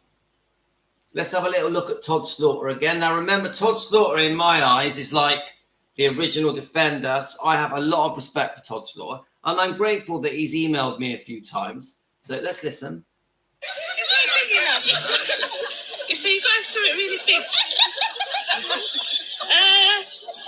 What else was I doing? While you're having a lunch, I'd like to introduce two people from the Tupelo Police Department. There's Curtis and Chuck. Could I have a small message for you? Okay, the police department would like to present our friends from England a little token here. We have a birth certificate of Elvis, his driver's license, and also a marriage certificate. And we're going to leave these for Keith to pass out to everyone.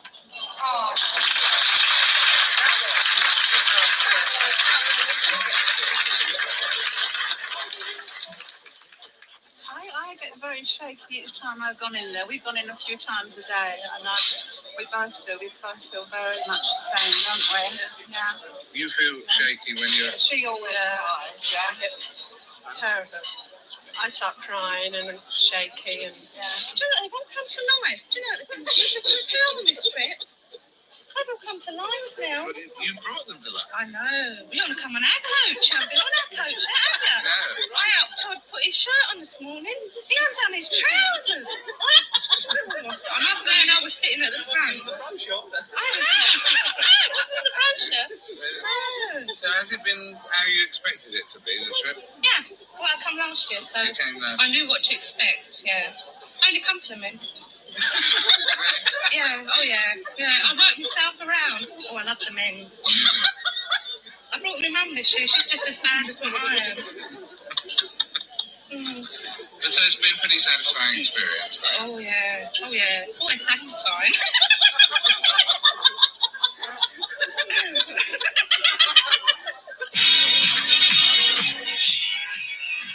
I tell you what, no messing. They have the time of their lives. I think there's 300 British fans. They're obviously members of the Great Britain Elvis Presley fan club, headed by Todd Slaughter, the original Elvis defender. They must have the time of their lives. 300 people. I think it was 7 coaches, all flying to America from the UK to spend however long that was, 1 or 2 weeks. Yeah. It's like I can't think of anything more fun than that. Could you think of anything more fun than that? 300 people, all that are in love with Elvis, all mates, all in a fan club, jetting off to Memphis, and then arriving in Memphis, and then 7 coaches waiting for them and every day they were going to different things, whether it be Tupelo or Gracelands or having a disco function, eating together. Wow. Guys, I want to go. We should be doing that. Us here, Team Elvis, we should be getting together, having our own fan club, booking our coach, booking our flights to Memphis. We should be visiting Gracelands and the Grave and Tupelo and Memphis and Beale Street. Yeah? And then having our discos and loads of food and getting drunk together. Should we do it, guys? Shall we do it? So, G. Scott, thank you for your comments. G. Scott, you are new. Are you new to this Defending Elvis Presley live stream? I don't recognize your name. Thank you so much for joining us. We love to welcome new people. Have you watched us before? Let us know where you're from. And please join us again. Thank you so much. Hi, Carolyn. Yeah, Ashley, wouldn't it be great if we all... Honestly, I mean this, guys. Yeah? If I could meet all of you, there's a few hundred of you now, yeah? If I could meet all of you and get on a coach and get on an aeroplane and be with you for 2 or 3 weeks, I would love it. Love it. Because you are my family. You are my friends. My wife would love it as well. And my kids. My kids would love it. my small kids, yeah? We'd have the time of our lives. Let's go. Woo! Let's start booking the tickets, guys. Love it.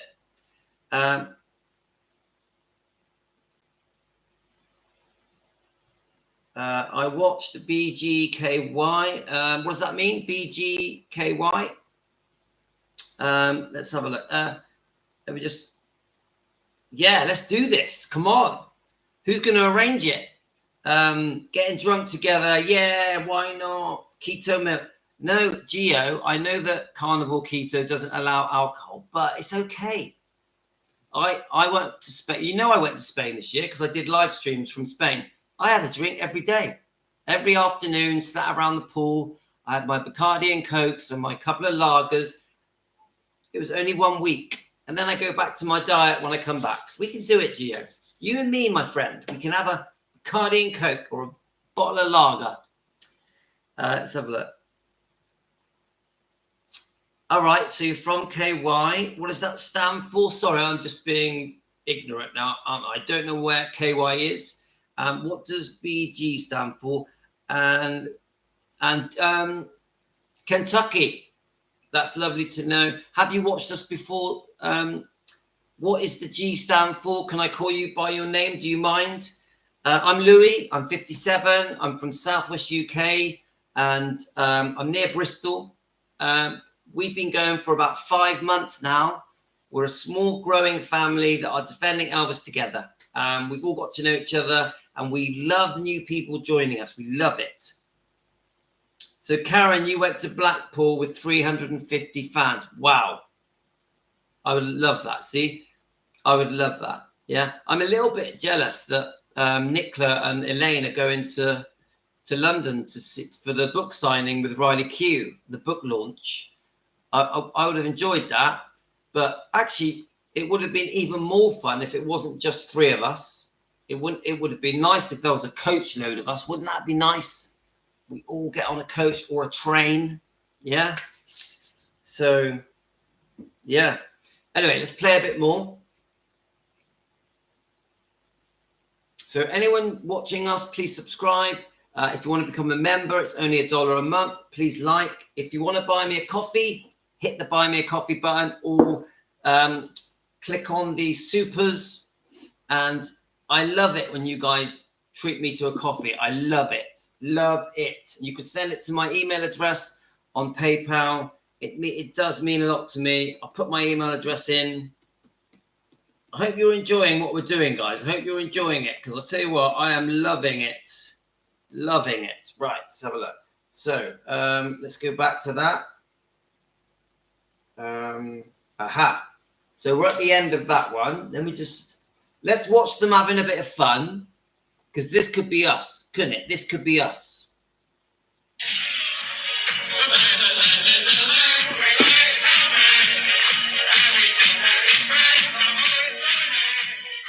Is it naked? Oh, thanks, David.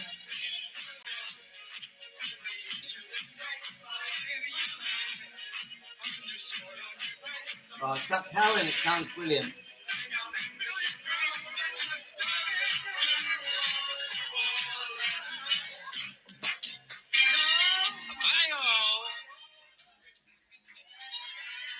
I love it.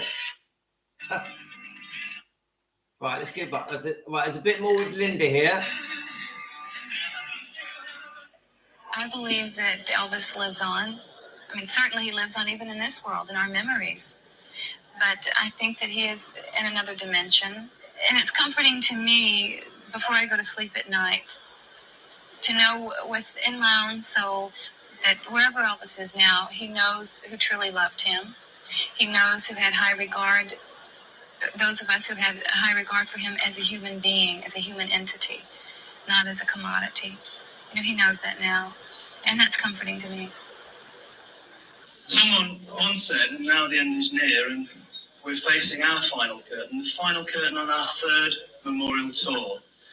I hope you've had a good time, and you're marvellous people. Elvis Presley fans are very, very special. We're all special. And whilst we keep playing and singing Elvis Presley music, Elvis will never die. Thank you very much.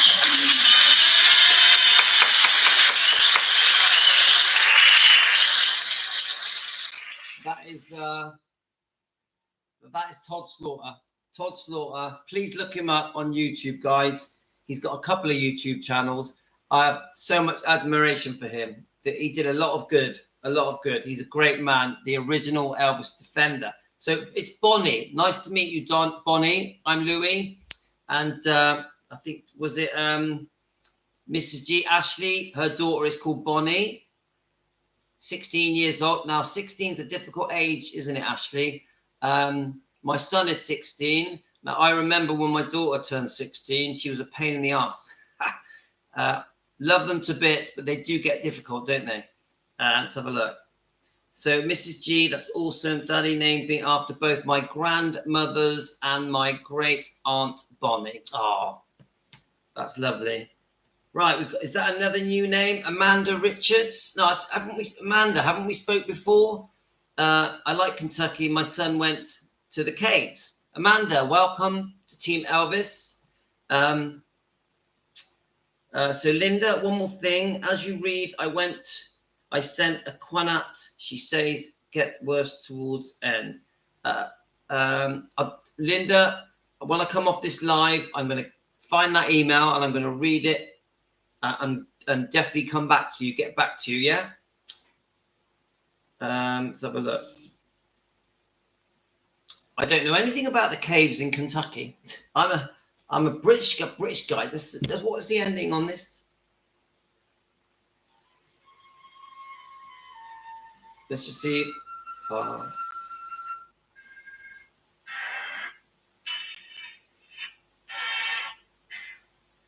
Yeah. Let's go to the beginning of it and just see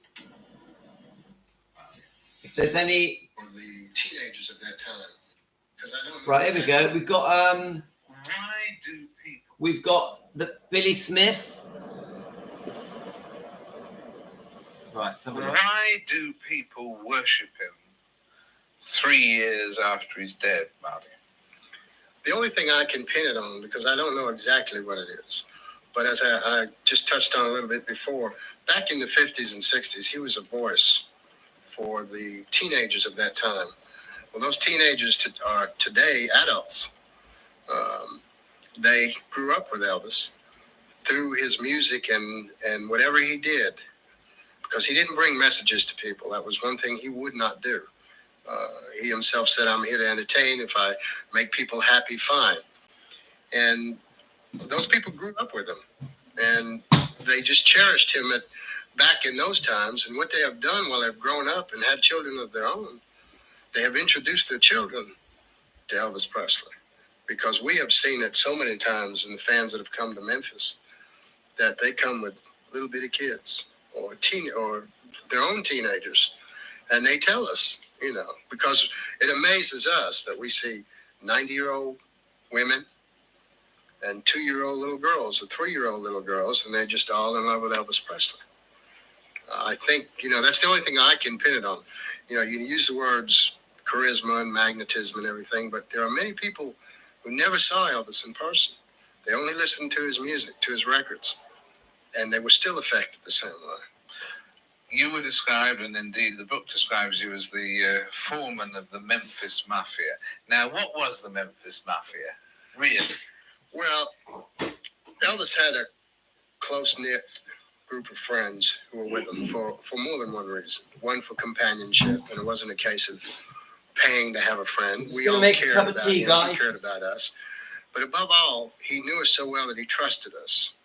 Because when you're thrown into that type of life, you really don't know why somebody likes you, whether it's for money or just to be around or what have you. But I think for the most part, the original Memphis Mafia, the guys, were people who Elvis knew when he was young and grew up with. Billy grew up with him himself as a cousin and a very, just a close member of family. He just wasn't just another cousin. Throughout the years, there were a couple of guys who were there for what they could get, but they didn't last very long because Elvis was a very quick judge of character. He had to be. And we were too. A couple were not good, but on the whole, most all of them served a purpose. They really were good. You have to remember one aspect of the group and Elvis is that Elvis Presley was a multi-million-dollar business unto himself. And had we been working for General Motors, we would have had responsibilities.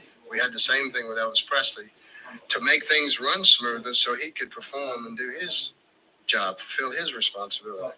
So the idea that we've been called all kinds of names, hangers-on, moochers, bloodsuckers, and we just smile at those. Yeah. What else?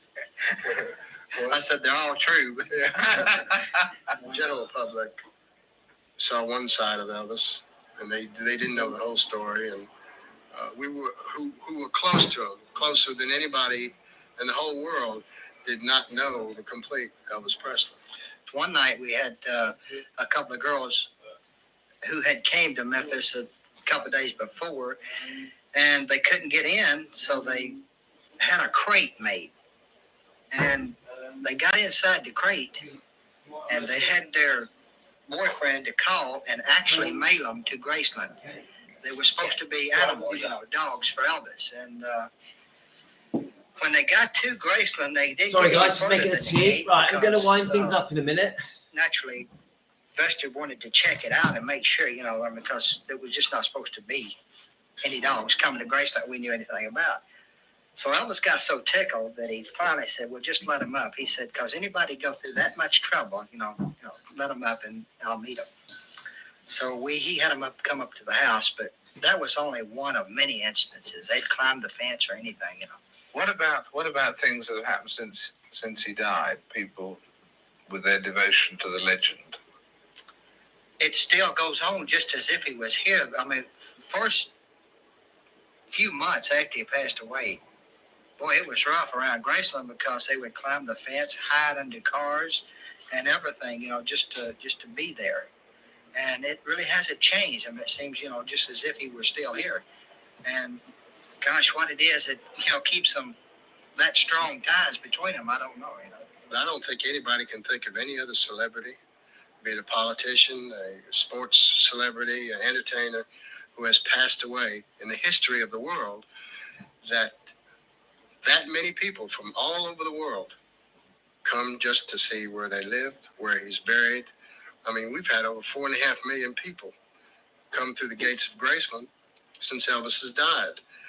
You think of people like John F. Kennedy, and I don't know how it is with Winston Churchill in England, but I don't know of anybody that is in the same category as Elvis, where people travel, as the English fans have, for 2-3 years in a row now.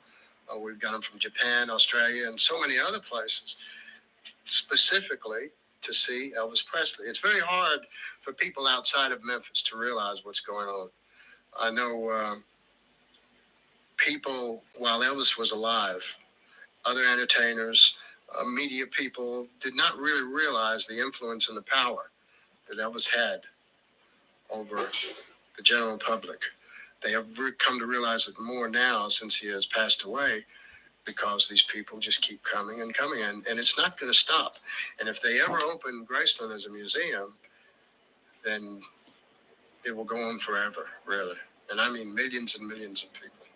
But in turn, the fans have been ripped off a lot since Elvis has passed away, buying things that they thought were real, but were not.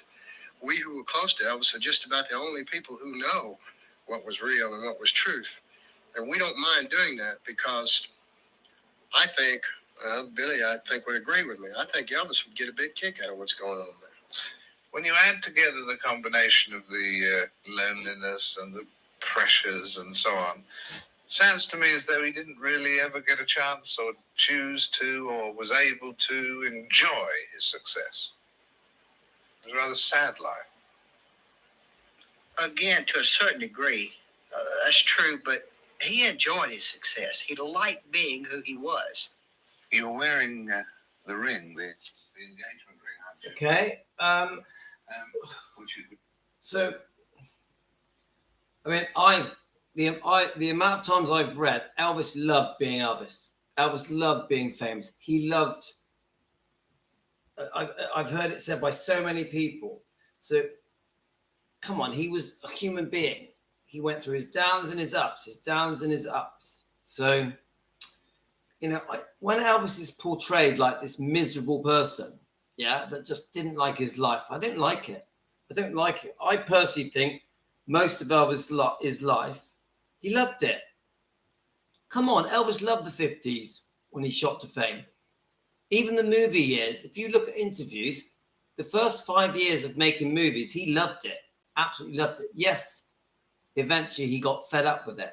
And then you got the 68 comeback where he was loving life through that. Obviously, after he'd been through this shocking time with Priscilla, where he caught her being unfaithful with Steve Pett, the dance instructor. And then you've got the comeback, the Vegas comeback, which I think was 69, yeah, 1969. He loved the early years at Vegas, yeah. So people sort of talk about his life like, oh, he was always depressed and unhappy and hated his life. I don't agree. Yes, we know as Elvis became more unwell, yeah, 74 and onwards, really, he was very up and down. He was up and down. But I would say that if you look at Elvis's life as a whole, bearing in mind he died very young, I think he loved his life. He loved his childhood. People talk about him growing up in Mississippi Tupelo, yeah, as if he hated every minute of it. No, Elvis loved his childhood. Yeah, he struggled. He had a tough childhood, like many did in the 1940s and 50s. But Elvis had a brilliant childhood, loved going to church, loved the friends that he made. You've got Sam Bell and many others that talk about knowing Elvis when they were kids. Elvis loved his childhood. Don't forget, you see him on his bike, you see him with his guitar. He loved he just, how can I say it? He moved to many different houses, didn't he, in Tupelo?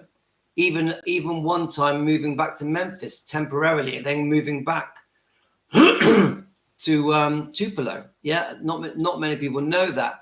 And of course, when Vernon went to jail, went to prison, that must have been very, very difficult for Elvis. I think Elvis had a very happy childhood. Yes, in poverty.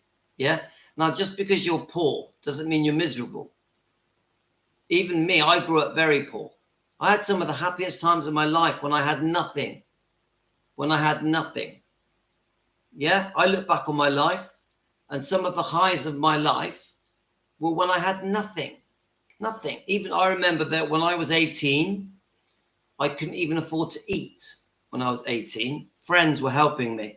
It's one of the happiest years of my life when I was 18. So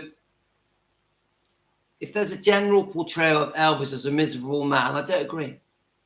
I don't agree. Yes, he had in 1974 and up, he had very amazing highs, amazing lows, you know, not amazing, but some great highs, some bad lows. Like we all do. Like we all do. There's nothing wrong with having a poor upbringing. It depends if there's love there. And one thing Elvis did get from his mother and from Vernon was a lot of love. A lot of love. And it's love that brings happiness. Not the fact that the house was a bit bigger or the area that he lived in was a poor area. Elvis loved his friends. There's many stories showing him sneaking into the cinema, yeah, and jumping over the rope because there was a separation for the blacks, for the whites. Elvis would jump over into the black area and sit with his black friends. Elvis would sneak into the cinema with his black friends. So you get what I'm saying, guys. Elvis didn't mind being poor. When he became a teenager, he had a great life, yeah? And then eventually, we know the rest is history, that when he starts to get the early taste of fame and they're driving to different shows, he was loving it. It was exciting. There's some video footage of Red West in an old beat-up car, and they're traveling to these different shows to perform. Elvis had an amazing time. The car would break down constantly. He loved it. When Elvis was bought his first car, he loved it. Elvis enjoyed not having money. Yeah, I would say in some ways Elvis liked not having money in some ways, because Elvis wanted to just give it all away, didn't he? When Elvis had money, he just wanted to give it all away. Now, did Elvis enjoy having money? Of course he did. Did Elvis enjoy buying things? And yes, and buying things for other people. So when any kind of impression is given that Elvis was miserable because he was poor, I don't agree. I don't agree. He struggled. He struggled. Vernon struggled. Gladys struggled. We know that. Right, I think that's it, guys. I'm going to just check your messages. We've been on here. We've been on here for over 2 hours. How did 2 hours go? How did 2 hours go? How did that happen? 2 hours. Unbelievable. Of course, I will always say the same thing to you guys at the end of my videos now. If you've enjoyed what I do, the time that I've spent with you guys, hit the coffee button, buy us a coffee, send it. If you want to just send it to my email address, I do appreciate it. It does make me feel good.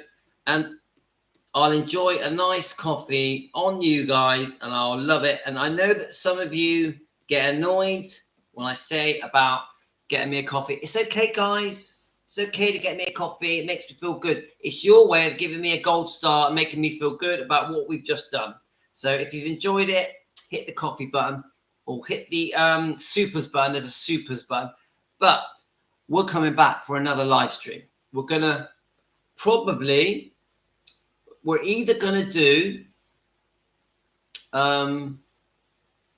part four of the Barbara Walters interview, or we're going to go into the Riley Q, Benjamin, Lisa Marie stuff that I was going to do this morning. But in the end, we got sidetracked because that video, I really wanted to go through it with you guys. So I haven't made up my mind. So the story I was told my entire life as a rule of principle, he worked for literally a penny a week for so many years. The littlest things in life mattered more than the famous fab of luxury. I agree, Bonnie, I agree. Trudy, I hope you're well. Seriously, call me Kelly, not Kelly Dan. Okay. Thanks, Kelly.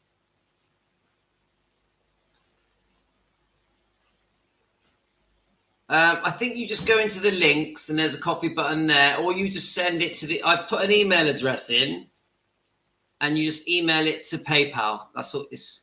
But there is a coffee button, a tea button. There's on the main YouTube page. The simplest way is just to go through PayPal and just use my email address. That's so kind of you. But guys, if any of you want to write to me on my email, you're very welcome.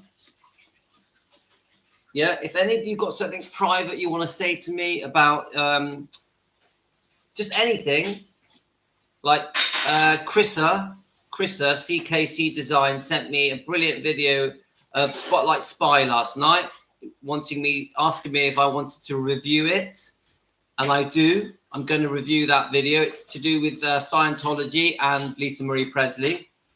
So there's my email address. That's also my PayPal address. That's how you get me a coffee, yeah. But if any of you wanna, send me up maybe anything, any information, any research, any pictures or videos, anything that you'd like me to discuss on our show, Defending Elvis Presley Fans Want the Truth, please do it on the email. Please do it. I always read your emails. Vibex always sends me some brilliant emails. Vibex does. Yeah. So remember, please subscribe if you've enjoyed our show. It's been a very long one today, over 2 hours. If you want to be a member, I've set it at the lowest amount. It's just $1 a month. It is nothing. But YouTube take half of it. It's just $1 a month. I'm trying to build up the membership so that we can do membership lives. When I get to 100 members, I'm going to start doing membership lives as well. Yeah. So I'd really like to do that. Kelly, it's okay. It's okay. Now, remember, we are like a big group of people. We're in my kitchen. We come together every day, 2 or 3 times a day. We have a cup of tea or a coffee. Thank you, Linda. and we just chill together. We are chatting in my kitchen. We're discussing many points. The ultimate thing is defend Elvis Presley and his bloodline. We, with Team Elvis, you are Team Elvis, I am Team Elvis. We are here to try and make Finley and Harper and Riley proud of Elvis, so they can they already are, but we're trying to make them even more proud. So all the negative rubbish that is being said around the world about Elvis, that has been said for 50 years, we can have a loud voice that shows them that it's all lies. It's all lies. Elvis, we have been misinformed, misled, spoon-fed lies. And books like this need to be criticized and reviewed so we can get the truth out. And some of the people think that this book is nearer the truth. So we're here to defend Elvis Presley together as a family, as Team Elvis. So just if it's not working on the PayPal thing, just click on the supers. There's a little icon that says supers. Try that. I do appreciate it, guys. I really appreciate it. Thank you so much, guys, for joining me. And I'm going to be back in a couple of hours. Yeah, I'm going to go for a run. I'm going to do some weightlifting. Walk the dogs. And me and the wife are going to go and have some fry-up, a breakfast in a bar. Egg, bacon, sausage, yeah? That's the plan. After my cup of tea. So have a great day, guys. All of you. Love all of you. You've been great. Thank you so much. Team Elvis, you rock. Taking care of business. We're out of here. Love to all of you.